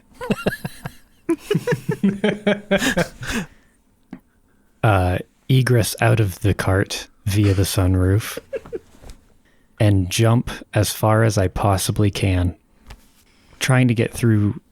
If we can see him, that means his passenger window is down or broken. Yeah, it's down. He leaned out to taunt you guys, basically. I'm jumping through there. Okay, roll some alacrity. You guys watch as Graveyard, who's been, relatively stoic and silent, just helping Catherine out, suddenly, just with a growl, leaps out of your car. Yeah, the blue light that's emanating from him has turned red. Oh. And actually, no, it's strobing red and blue. We woo, I love it. Yeah, we woo. I believe he demands raccoon pants. Yes, these puns, I love them. And Chico's going to look out the graveyard shift. No, don't be a hero. All right, do the roll. I'm not a hero, friend. I'm just doing my job. And your job is being a hero. with a roll of 2 4s, a 5, and a 6. I will also say that you can add a dice, even though you already succeeded, because this is backstory stuff, and that is technically in the mechanics. I just rolled another one, and that is another 4. 4. So you had 4 successes? 5. 5 successes. So It was very successful. You do what you want, but also somebody can write down that you guys have 4 more points. Okay. So you leap into the window, and you watch as Grizz, who had this stupid grin on his face, going, hey, I got this race, and he's about to hit a red button that you assume is a go fast button. You just launch through the window. What are you doing? Like a little torpedo. With a dog mask on. I forget. You know what? That's fitting. Malinois are kind of like torpedoes when they jump, so that makes sense. Yeah, I jump through. I guess I land just fine, and I'm going to lunge at Grizz. I'm trying to take his face off, but if the car goes off the road, even better. But I'm going for him more than anything. Okay. Y'all were scared of the HVAC repair raccoon when Killbot 4000 is out. Remember, we get 50 more gold if Bridget can kill him. Only Catherine knows that, technically. Not that it matters. All right. So I'm going to say that in this moment, you guys watch Graveyard dash through. The burnout starts weaving and going crazy as Grizz reaches up and he tries to bat you away. He's bigger than you. He's a goblin, but you're in his face and he can't see. He starts swerving and swerving, and you guys are seeing the crowd kind of narrowing in at these guardrails, and you're coming up to the finish line. And for the moment, Grizz is a little distracted. Technically, you guys can spend cool points here in this moment before you hit the finish line if you want. But for the moment, yes, you are attacking Grizz and causing him to potentially swerve. We got to save those pedestrians. So what can we do to do that? Well, it narrows in to the point where the idea with the finish line is it's going to have to be one of you in front of the other. So, just so we're clear, our actual objective is to capture this guy, right? Winning the race was how we get close to him, right? She just thought if you guys won the race, you'd be able to get close to him. But if you just straight up attack him, that would also work. There was not specifics as to how. What we could do is we could get past the finish line first and drift sideways to collide our cars together so that he can't escape, right? So use your cool points as like a sweet finishing move. Yeah. We've mastered Tokyo drifting. Yeah, we can do that. Yeah. Cool. You spin the car around and end up like facing him and doing it in reverse. Guaso drifting. Yeah. And yeah, the Trickamui set up to do stuff like that. It's true. I would Yeah. say. Graveyard, you... I think we should use our cool points and do that. So I'm going to say you guys... Yeah, how many cool points you have?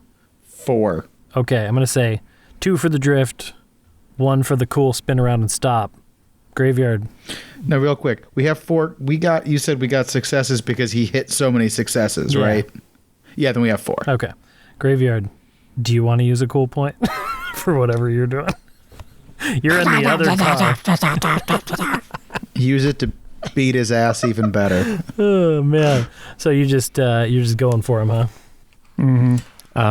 The objective is to get him off the wheel, and then hurt him bad. I don't have any restraints, so I'm gonna try to make him not fight anymore. So there can be no reconciliation. Yeah, leave that to the listener's imagination. No, okay. So you guys... I will make you stop resisting. Oh my gosh. Okay, so you guys watch as he slows down because Graveyard's in his face, and you guys are able to sneak ahead, and you manage to just barely sneak in between the pedestrians at the time, and you guys cross the finish line first. And Just real quick, anyone that has had an encounter with an angry raccoon knows just how terrified yeah. that goblin is right now, because those guys mean business. yeah. Yep. So I'm going to say you guys cross the finish line, and you start your drift, and you spin the car around and face him, right? Unfortunately, he is he is not able to see where he's going. And so you guys see as you do this sweet move, everyone cheers, calling for Trickamui. You guys won the race. This is amazing. He's full blast coming right for you guys. And all you see is Graveyard's butt in the windshield as he's clawing the face of Grizz, Whistle Fizz. Well, right across his butt is the flame decal. Yeah, that's true. And you and Grizz collide into the Trickamui. And I'm going to say you guys take 3 damage. But everyone comes to a stop. And Grizz is stunned. And you guys also look over and you see Bridget wheeling down the alley with Bixby on her back, the frog dude. And they're coming to catch up with you guys. So, I have a question. How long is it going to take for them to get here? I don't know, a minute, Oh, maybe 2. okay. Just So curious. that gives us a minute to whoop this guy's ass. Get him, Graveyard. Amazingly, my role here is to stop my friends from killing someone because I want money more than I want. I've said this. My goal is money, not death. So I'm weirdly saving his life right now by like holding my friends back and preventing them from dealing the killing blow. That may be the case, but you're going to have to get out of the car and go to Graveyard, I think, if you want that to happen. Yes, I want to do that. I want to go to Graveyard and I want to, like, Graveyard's ripping faces off. And I'm like, that's fine. But, he needs a face. Ignatius is pulling a Willy Wonka. Stop. No. Police. Help. I am the police. Yeah, so I'm gonna actually weirdly, I'm being an agent of peace right now. So I'd like to roll. What is that? What is? I don't know. I was just looking. Yeah. I would say Moving quickly. Yeah, I would say moving quickly to get over there fast enough, or like rotundity to like remain steadfast in your friendship adversity. Okay, both of those are 2 dice. Okay. So I roll a 6 and a 3. Okay, so you got a success. That's fine. So what do you do in this moment? Unless Graveyard's going to fight it, I guess. Then we could do, like, counter rolls. I share information with Graveyard. I say, Bridget is going to do this quietly later. So if we let her, we get 50 more gold. What about his ears? He doesn't need those. You can have the ears, and then we get 50 more gold. Can I try to remove some ears? Sure. Their only choice is ferociousness, I feel like, in this case. 100% I would agree with you.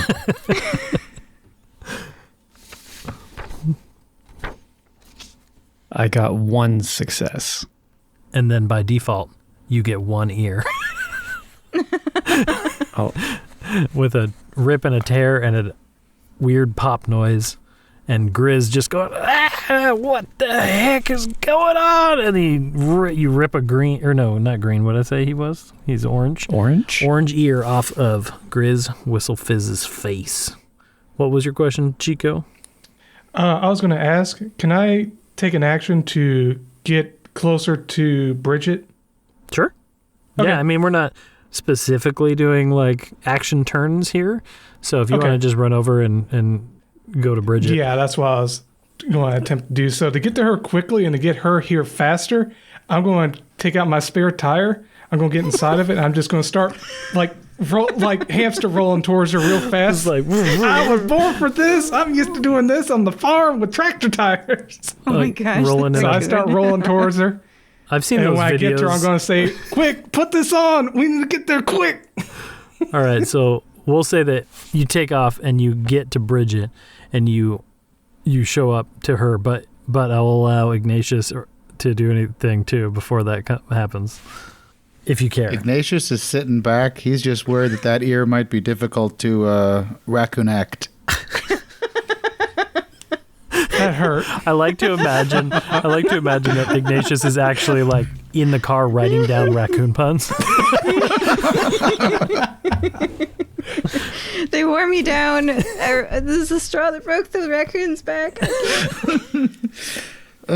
Okay. Don't worry, we can raccoon struck that later. There you go. So you hop over and Bridget is like, what's going on? What, we got to get over there fast. We found Grizz. Grizz. Thank you. We found Grizz. We got to get you there as fast as we can before he escapes. All right. And Bixby's like, I got this. And he pulls out one of those little rockets that Ignatius had and he lights it. And you guys watch as Bridget on her cool wheelchair just like rockets insanely fast. And it's even faster because I did say specify one to put the tire connected to it to add Exactly. even more fast. Which I more think is speed, more fast. the funniest part of the game mechanics because it says a spare tire can repair flats or upgrade your cars to make it go faster, which is not how cars work. But we don't care. So you put that like cool front wheel on, like that sticks out from the front, and it's like one of those like lay down bicycles. And it actually, no, wait. Zoom back. I like to imagine you just like hook your feet into her belt and lean down and hold the tire. Perfect. You Perfect. guys are rocking over. Okay, Graveyard, what are you doing? So, Inspector Hawk is there. If you want, yeah, I was going to say you have a moment, but if you want to just have her show up, she's rocketing towards you. Yeah, and Grizz is just writhing in pain. Is he unconscious? Yeah, he's not unconscious. He's grabbing his ear and he's bleeding out of his ear and he's going, what the heck is this raccoon doing in my car? Get out of here. And he tries to swipe at you, but you're too agile. Okay. I'll pull him out of the car. Okay. Can I do that? I'm going to say, yeah, sure. He's stopped. You guys watch as you see Bridget zip in on this wheelchair. The crowd scatters. They do the whole like, cops run, type of thing. And she's wearing her inspector outfit. And so the crowd scatters except for all the rusty gears that Catherine noticed. They stick around. And so you go to force him with your raccoon hands out of a car. And he's not a big guy, but, but you're terrifying. And so we'll say that, like, via less about strength and more about just scariness, you get him out of the car. Okay. Ignatius sticks his head out the window and says, Raccoon man, you stop resisting. I'm going to hold the severed ear up over my head to, like, kind of address the crowd. And I'm going to say, are you not entertained? A raccoon doing that is...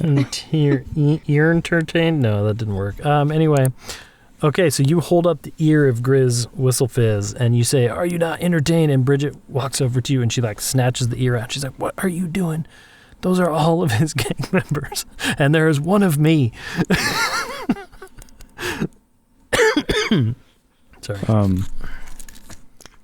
I'm going to sit back on my haunches and I'm going to put my little raccoon hands up against my chest. My eyes are going to get big and my ears are going to go down on, like, the side of my head. Like, oh no, I didn't do good, did I? And she sees that and she's like, no, you did great. We just got to be careful here because we want to make sure he comes with me. And she looks at Grizz and she says, and you're coming with me back to the Niqamui jail, I think is a place. And you're going to come quietly or maybe you won't make it there. And she kind of pulls out a paddy wagon that expands and she attaches to her wheelchair one of those little carts with jail cell stuff on it. And you guys hear all the Rusty Gear guys grumble and growl and moan, and some of them get into their cars and start, like, revving the engines. Do we need to get back in our race car to Trickamui? Before we do that, I would like to know if there are any bounties on any of these Rusty Gear members, I ask Bridget Hawk. Yeah, Bridget pipes up. She's like, most of them are kind of low-level nonsense, crime. Yeah, they've committed crime, but it's like jaywalking or, like, stuff like that. But there is one, and his name is Cole. I don't know his last name, just Cole, but spelled like the stuff that is after a fire. And he is like the second in command. And she looks at the crowd and she's like, and he's over there.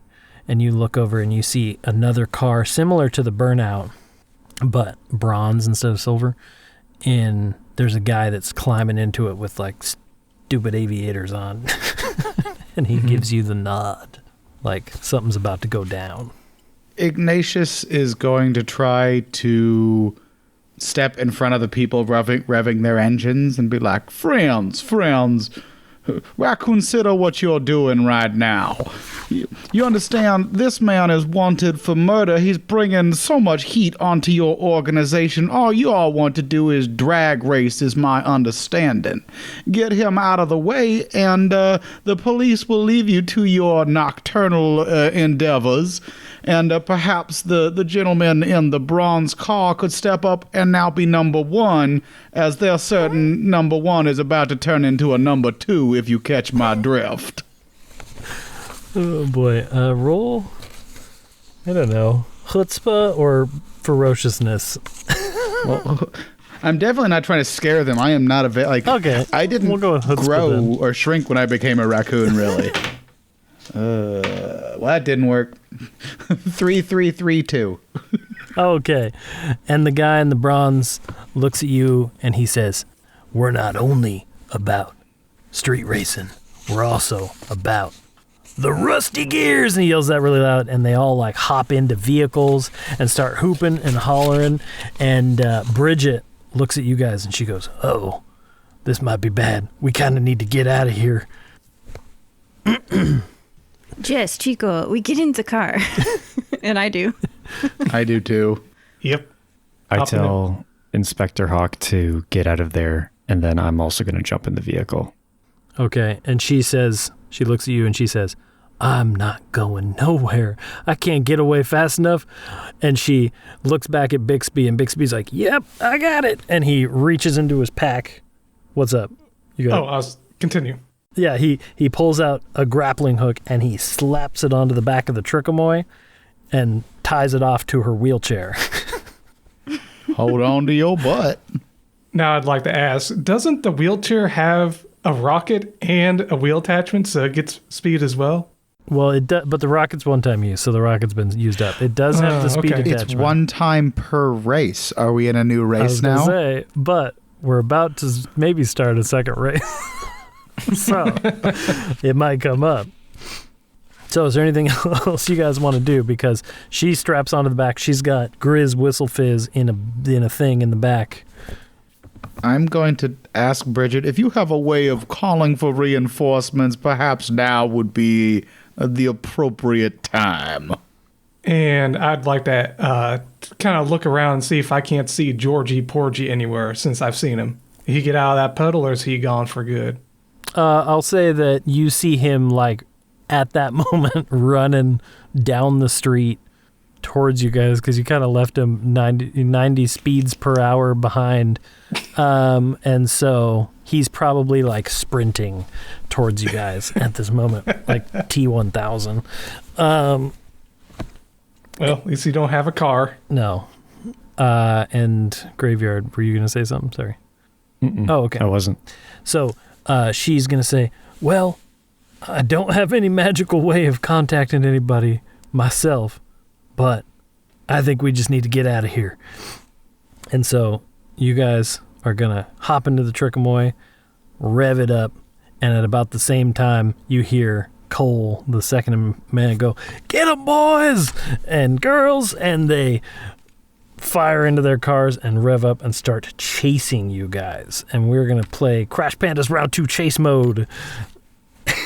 So you guys find yourselves with this team of people behind you. We're going to say 8 total cars, but they're all behind you a ways. And attached to you guys is Bridget in the back. She's attached pretty good, and Bixby is holding on, and Grizz is back there screaming and moaning and complaining.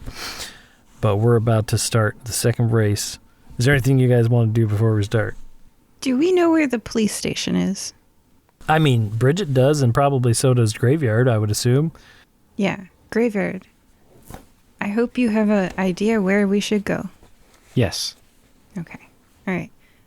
So then, figuring that he probably knows where we're going. Now, real quick, this idea of where we're going is not some field where you can kill this person, is it? No, but there might be an aqueduct. Let's go to the police station where there is lots of reinforcements. Bridget's like, I don't- good idea. Punch it. Okay, so that's the plan. All right. I love it. A field could very easily turn into them murdering us, you see. Then I really don't get paid. That's true. Well, I don't want to go to a field and get murdered, quite frankly. I'd rather go to the police station right now. Yeah. All right. So you guys fire up your car and you start going. And I need everybody to figure out what they're doing. All these cars are behind you, but you get the idea that they're going to be trying to gain as much ground as they can to get their boss back. Mm-hmm. Quick question, though. So we're on a new road. What's the path look like? Good point. So in front of you, you've just passed the community college, and you can see that you're going to head towards kind of downtown where the police station is. It's a curvy road coming up, a couple turns, and for the moment, you don't see any obstacles immediately in your way. But, yeah, mostly the concern is what's behind you. Does everyone want to do a countdown? 3, 2, 1, you ready? Yep. Yes. All right. 3, 2, 1, 5. 4, 5. 5. 5. So Excellent. 4, 5, 5, 5. Yeah. Okay, so the 4 can go first. I'm using the rocket to accelerate us and get us out of here even quicker. So your rocket whirs back to life. It's been recharged because we're in a new race. And so you fire it up, and are you just sticking it out the window? Yeah, just sticking it up, trying not to hit Bridget and Bixby behind us, and just trying to launch us forward as best I can. All right, so you stick it out the window far enough, and you activate that rocket, and you guys launch forward +3 speed. Suddenly you're going from 0 to 30 in a heartbeat. And then the rest of you guys accelerated. So you guys burned out. You peeled out on this road, and you are suddenly going, what is that, 60 speeds per hour. All right. And so you guys look in your behind you, and you've launched ahead of these people, but they are definitely all dedicated to speed right now. And so they are coming up fast. That you haven't really gained much ground, just a little bit on them. And I'm going to say, just for sake of flavor, one car gets up just enough that he's like alongside of Grizz's cage. And so you got that guy kind of off your back. So, next round, we're going to get to in a second because I got to roll for your speed. Your car takes 1 more damage. What are you at for damage? We're at 6 now. Okay, but you gain 2 success points. Okay.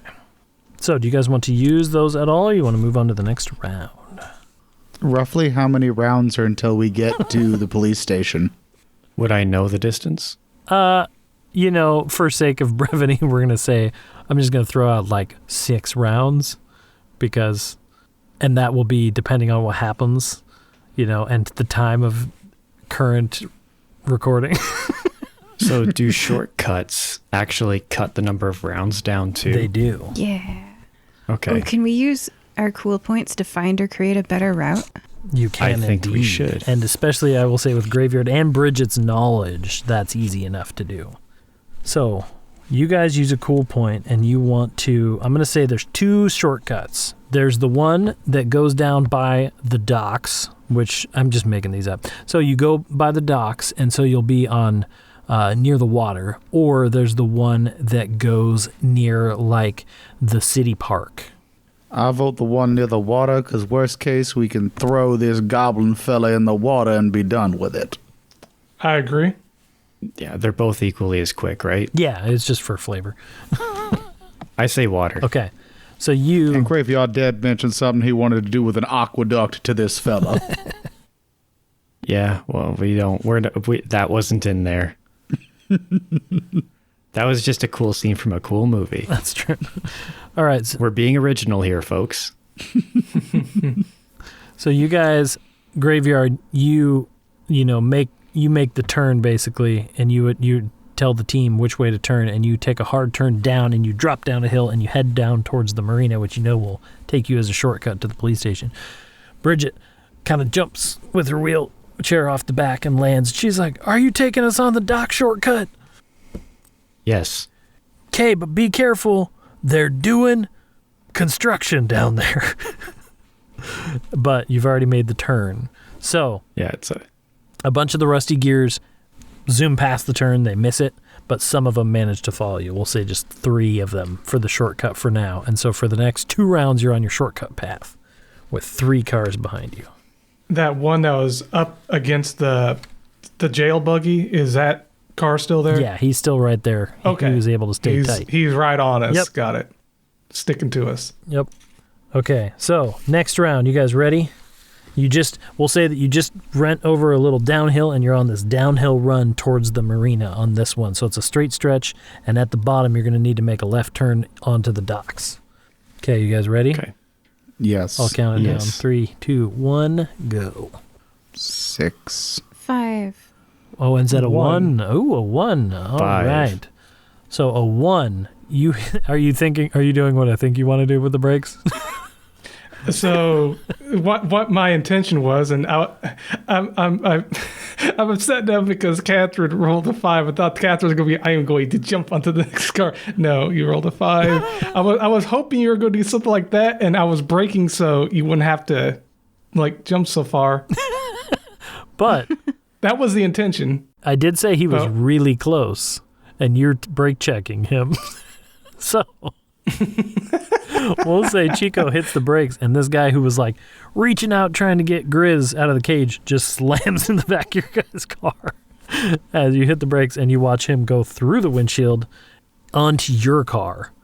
And there's You should have worn a seatbelt. and there's a guy, there's this human dude covered in tattoos hanging on to your own car. He flew past Bridget, and he's hanging on, but his car wheels off and gets wrecked. Who was next? There were 5s, 2 5s, or 1 5? 2. Two. 2.5. So 2 accelerations. You guys are up to 80 speeds per hour. Number 6. I was going to try to throw my rocket and take out his car, but that has been successfully done already.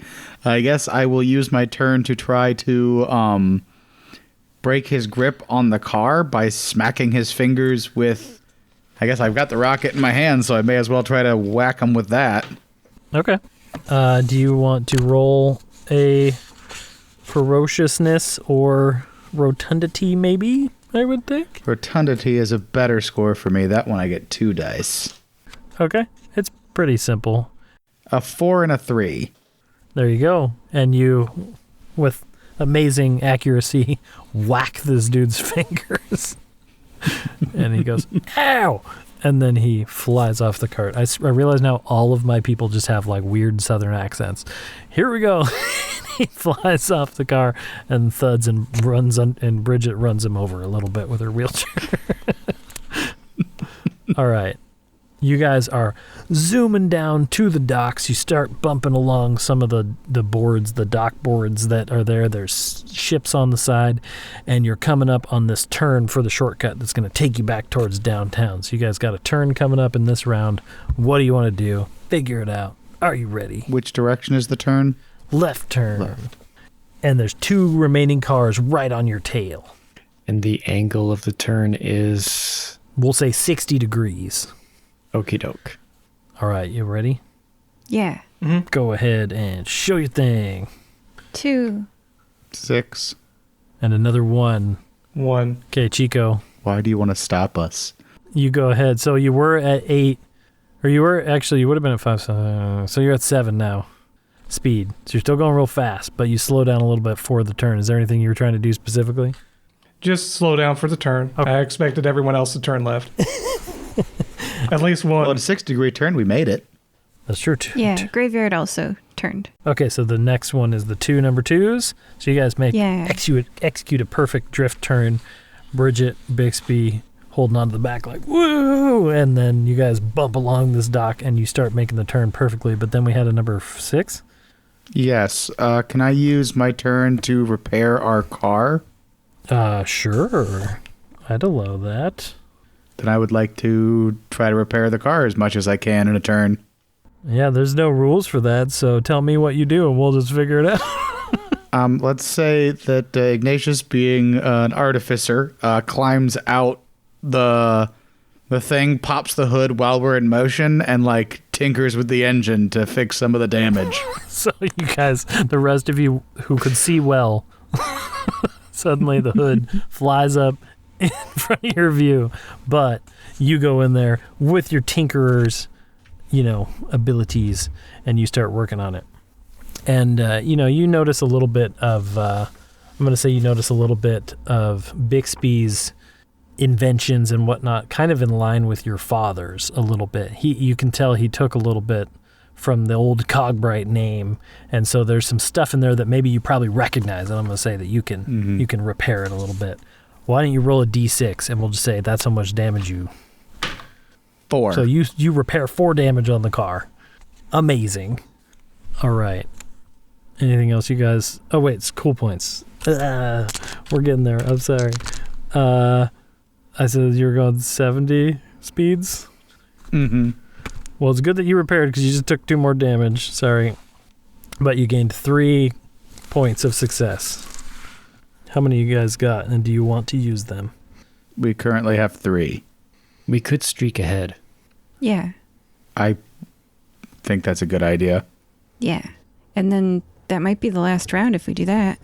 So if... Yeah, I don't know how much time the shortcut cut off, but if it's a good one, we might actually be where we need to be. Yeah. So you guys use all 3 of your cool points to streak ahead?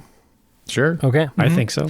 So you guys come up out of the docks and you like Dukes of Hazzard jump the, road bend. Can't figure out why I can't think of the word hill. There we go. You jump the hill and you launch, and Bridget and those guys and Grizz are flying. Grizz is just getting banged. He's like upside down in the cart. It's nonsense. And you guys hit the gas. You're going 100 speeds% based on my math. As you guys come up and land, the other 2 cars get lost behind you, but you land and you've got a straight shot to the police station. And you notice that Cole and the rest of the Rusty Gears have figured out a way to get close to you. They're not that close, but they are still on your tail. And you got about 2 rounds, you figure. Instead of 6, you dropped it down to 4. So you have about 2 rounds left to get to the police station. And Cole and his Rusty Gear dudes are on your tail. Lock in your next options. Is it a straightaway to the police station from here? It's a straight-on shot to the police station. We're at maximum speed. Yeah, max speed. All right. You guys ready? Mm-hmm. Okay, 3, 2, 1, go. 6. 4. 6. Is that a 4 4. graveyard? Okay, so the 2 4s, why don't you guys go ahead? Chico, why don't you go first, unless you guys care? I'm going to chuck my broom out behind the car and try to trip him up. All right. Yeah. It says right on the sheet here, it works against cars. Does it? I was just going to say, let me look. Oh, it does say it works. So if you look here, the fine print says, The ultimate anti-raccoon weapon also works against people and cars. There you go. Okay. So, having mastered the art of the broomstick, you reach out of the car and huck it, and I'm going to say it whizzes over the top of Cole's car, but it hits 2 other cars. And for some reason, like perfectly goes into like the car spokes, and they both flip over themselves, and there's a big explosion of craziness in the background. nice. Graveyard, what do you got for me? There's 3 cars left. I am throwing the spare tire. Yes. That I have. Okay. And if there's a windshield, I'm going to throw it at the windshield to try to crack it, Okay.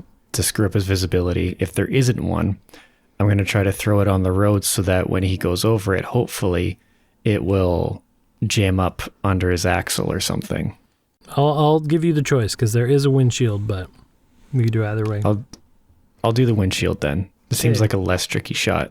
Why don't you roll for ferociousness or alacrity to see how bad you damage it? If you get a couple successes, I'll... Okay, I'll use alacrity, Okay. and let's see what we get. I have 1 success.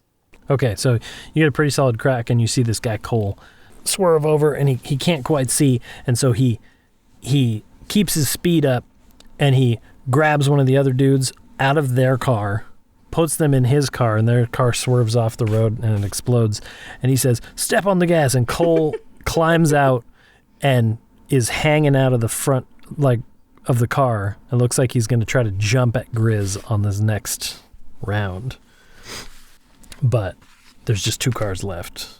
And that was the 4s. There was a 6? Yeah. Okay, sorry. 2 2 6s. 6s. Okay, I'm sorry. Go for it. Ignatius, you can go first. No, you go ahead and go first. Okay. I would like to crawl down. It's like daisy-chained vehicles. Yeah. So I see Cole is going to jump onto Grizz. So I'd like to crawl and be present, to do nothing with my little raccoon paws. Okay. You clamber over Bridget and Bixby, and do you want to get onto like Grizz's little jail cart? Yeah. Okay, so you're on top of the cart. Yeah. You just want to be there for the moment? If nobody's there, I feel like it's easy to lose. It's true. And so, Ignatius. So with this being a modification of my father's inventions, I assume Ignatius has tinkered with these and knows them better than Bixby would, correct?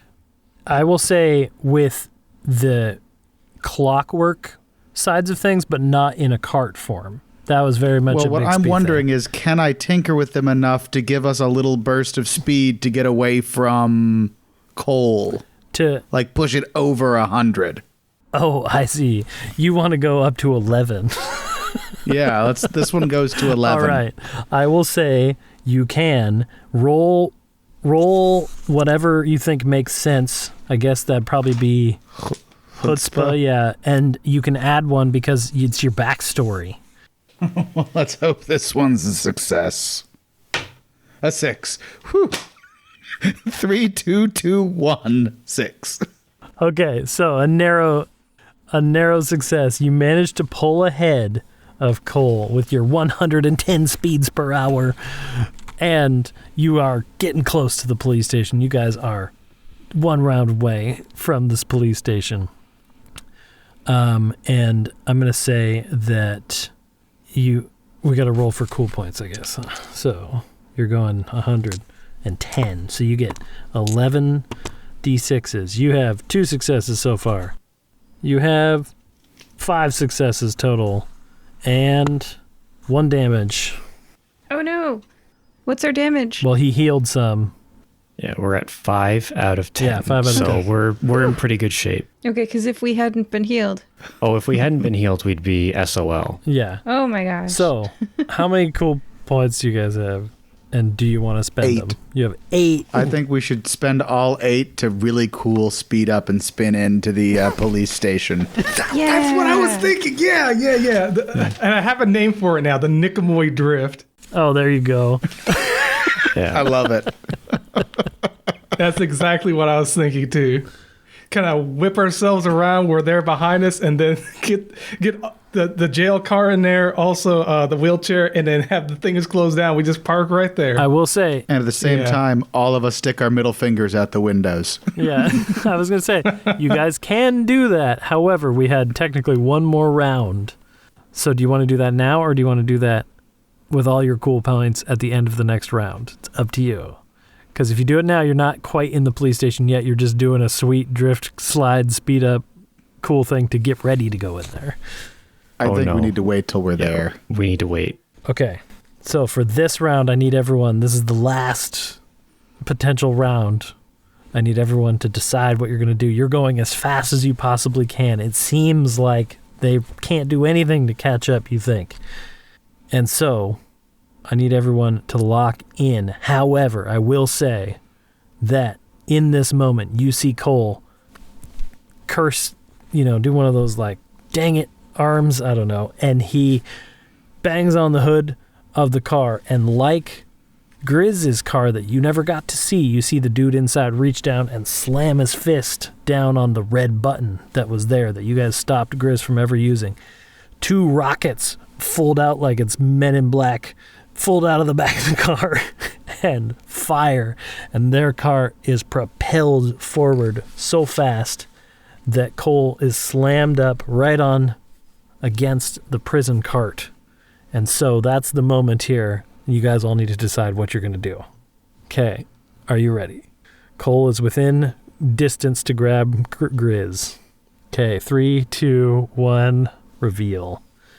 6. 6. Chico with And the we're all brakes. six. No, Chico with the brakes. Chico braked. All right, Chico, what do you do? Did you? Oh, you Yeah. Oh, you said Chico. Chico, I yeah, what apologize. do you do? What's It's your- my intention. We're going real fast, and we're coming up to the end. I imagine we're coming up straight into the jail. So Yeah. I'm just putting on the brakes. Okay, so you're It's- like the beginning of Coming the to drift. the end, we're going to be doing a Trickamui Drift or a Niqamui Drift, Yeah. whatever you want to call it. So I'm just prepping for that. Niqamui Drift. All I like to imagine that's my job to hit the brakes. Yeah, you're on drift duty. And it's not the little brake at the bottom for this. It's the e-brake, right? You got to pull it up. and start the drift. yeah.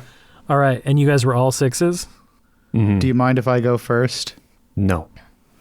I would like to get to the back where he is holding on to the cage and try to grab Bridget's handcuffs and cuff him to the cage. Ooh. Interesting. Okay. Because we're about to back into the police station. Now we got 2 of them. Okay. 2 birds, 2 bounties, 1 adventure. That's right. Okay. So I try to like hop on the hood and run over the basically like moving train, run across our cars and Bridget and the thing and try to hook him with the handcuffs. I like it. I'll say that as you're running up, Bridget, you yell at Bridget, and what she wants to do is she hands you the handcuffs. She goes, "Here you go." And Bixby goes, "A Cogbright, eh?" And looks right at you. And he says, "Here, try this." And he slides underneath you a weird little like launchy pad that he just all carried about out with that. him for some reason. He slides it underneath you, and you launch, and it expends these springs, and you fly up, and you do a flip over, and you land next to Catherine And while I do that, I scream, Cogbrat away! And so you land next to Catherine with the intention of handcuffing him, and that's fine. Catherine, do you want to do anything in coinciding with this, or are you doing something else entirely? I mean, if I've been delivered handcuffs, I would I like could hand them to her. You could do that, or you could do something else. It's up to you, because he can handcuff him too. I didn't know what you wanted to do. If you've got the handcuffs covered, I mean, are the handcuffs all good? Yeah, he can handcuff the dude. Okay. All right. I think I roll gently off. Like, I don't particularly like police stations for some reason. you do your subtle exit. Yeah. I go gently into that good night. Okay. As you do, you roll off into like an alleyway or something. Is that kind of your plan? I doubt I can control where I roll. I was going to say, why don't you roll one of your stats and we'll see how well you do. Because maybe you do. Maybe you're great at this. Okay. Alacrity, moving quickly. Okay. Whatever you want. They're going to roll 2. Hopefully I don't die. Well, and actually, I'm going to give you a point because you claimed that you don't like police stations, which is technically backstory. Yay. And so, All right, that's 3 successes. What? 3 dice, 3 successes. Well, then you do a perfect departure here. So explain however you want it to be. Raccoons have a lot of fur, and I leave most of it on the asphalt as I bounce. and yeah. All right, and you skid off into an alleyway next to a trash can, and dinner and a show. All right, and then we have graveyard. I think everybody has everything covered, so I'm gonna go up on the top of the Trickamui and just start flashing red and blue again.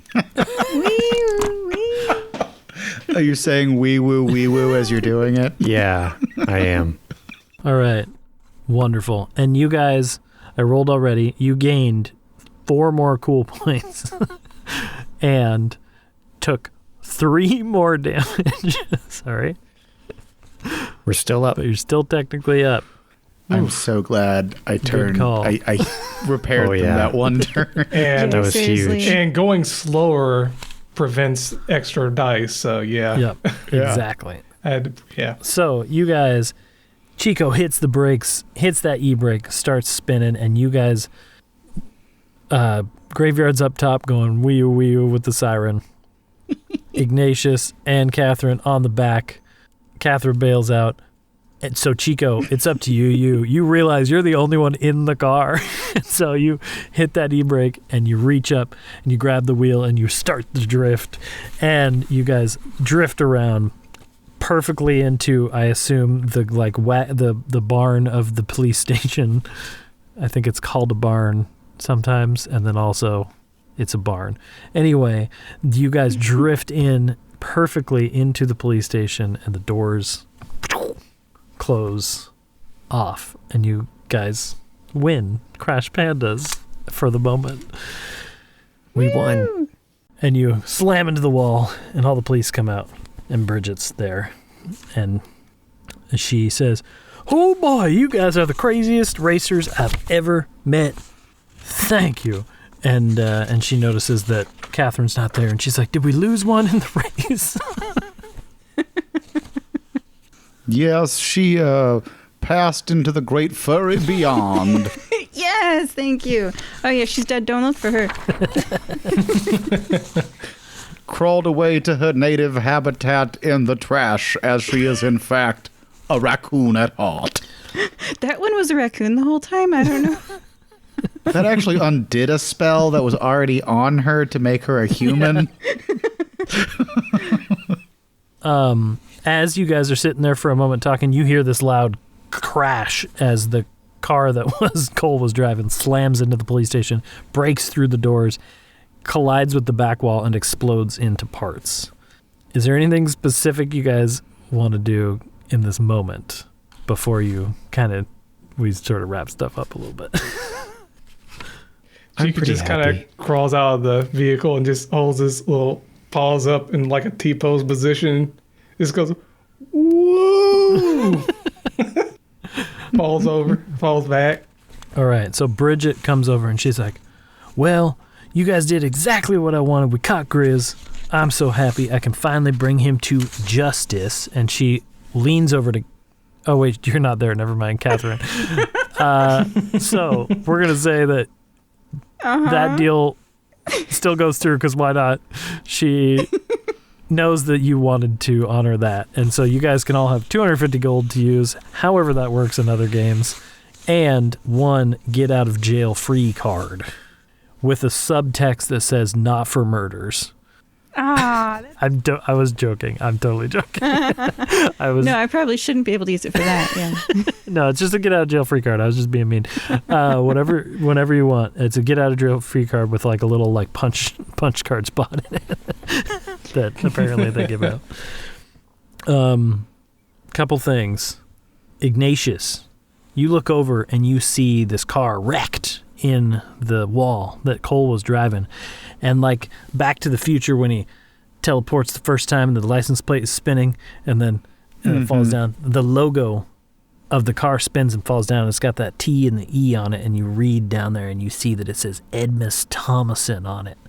And so the rival car company seems to be made by that dude that ruined your dad's life. Ignatius picks up the plate and looks at it and goes, pardon my Elvin, but this man is a scallywag. And he throws the plate on the ground and stomps away. There you go. Chico, you notice one of the cops in the background is Georgie Porgy, but does he see me? He sees you, and he knows he can't do anything right now. So he gives you one of those little like finger point and eye things again, and then he disappears into the night. Because you're protected by all these cops. I don't know. Can I retcon what I said when I saw the license plate? Of course. I actually want to say, I demand raccoon pants and throw it on the ground. And Bridget comes over to you, Graveyard, and she basically says, you know, she talks a lot about how great you were out there and how she knows that your mother figure or creator would be proud, and that she's going to give you a little like honorary Niqamui town guard badge, because I don't think you're actually a member of this town guard, right? No, I'm not from this place. So she's going to give you like a deputized, like badge that you can use. Like a 6-pointed star? Yeah, exactly. Does that mean he needs to use his get out of jail free card already for gross bodily harm to our little goblin friend here? No. That was, you were of course in a police operation, and so any injury that you cause to civilians is fair game. Sorry. Well, I wish I would have known that beforehand. I would have been far less careful. I didn't hurt a civilian. That's true. You hurt a criminal, and that's completely fair game. In the course of my duties, I feared for my life. So you dove through a window. I'm so glad I'm not there. We're the good guys. Yeah, so you get that badge, and you guys all receive cheers and applause from the town guard. Catherine, you rumble, tumble, roll into this alleyway. You slam up against the garbage can. Maybe you get yourself a little snack. And you stand up, brush yourself off, and you feel this tingling sensation of somebody watching you from behind. And I assume you want to turn around. Maybe you don't. Someone's watching you. I climb. You climb. Yeah, climb first, look later, man. So you climb up the building next to you, and you scramble up like a little raccoon, because you are a raccoon, and you go up to the top. And as you get up to the top, you look across to the other building next to you, and locking eyes with you from too far away to do anything about is a tiny little moth with a cowl and a cloak. And he looks your way, and he says, I am the justice that flies in the night. I am the annoyance that will put holes in your clothes. I am Batman. And then he flaps away, knowing he knows. And you guys have finished. And we'll say, Bixby, if you want, Bixby turns you back into people. Maybe you want to stay raccoons. I don't care, because you defeated Crash Pandas. I love That was a fun game. I enjoyed Moth is that. the best. Okay, so I think that's it for this episode. So I want to thank everybody for joining us for this nonsensical voyage into the night racing of Niqamui. Joining us tonight were Graveyard Shift, Hello. Ignatius Cogbright, Good evening. Catherine Scott, Do you know they say stop making air conditioner and HVAC jokes sometimes when they get tired of them? They say, I am not a fan. I don't know, I knew it was going to be bad, but I still laughed, and Chico Barrett. Good night, everybody. All right, good night, everybody. I just want to say that joke blew me away. Good night. I'm a big There you fan. go. Hello, it's the part of the show where we recommend a podcast to you, dear podcast listeners. Have you heard of Echo Box? Gossip Girl meets Greek myths in this audio drama retelling of the gods and goddesses as celebrities in Los Angeles. Echo is just a voice, but she knows all of their dirty little secrets, and she lets them out weekly. Check out Echo Box, a podcast.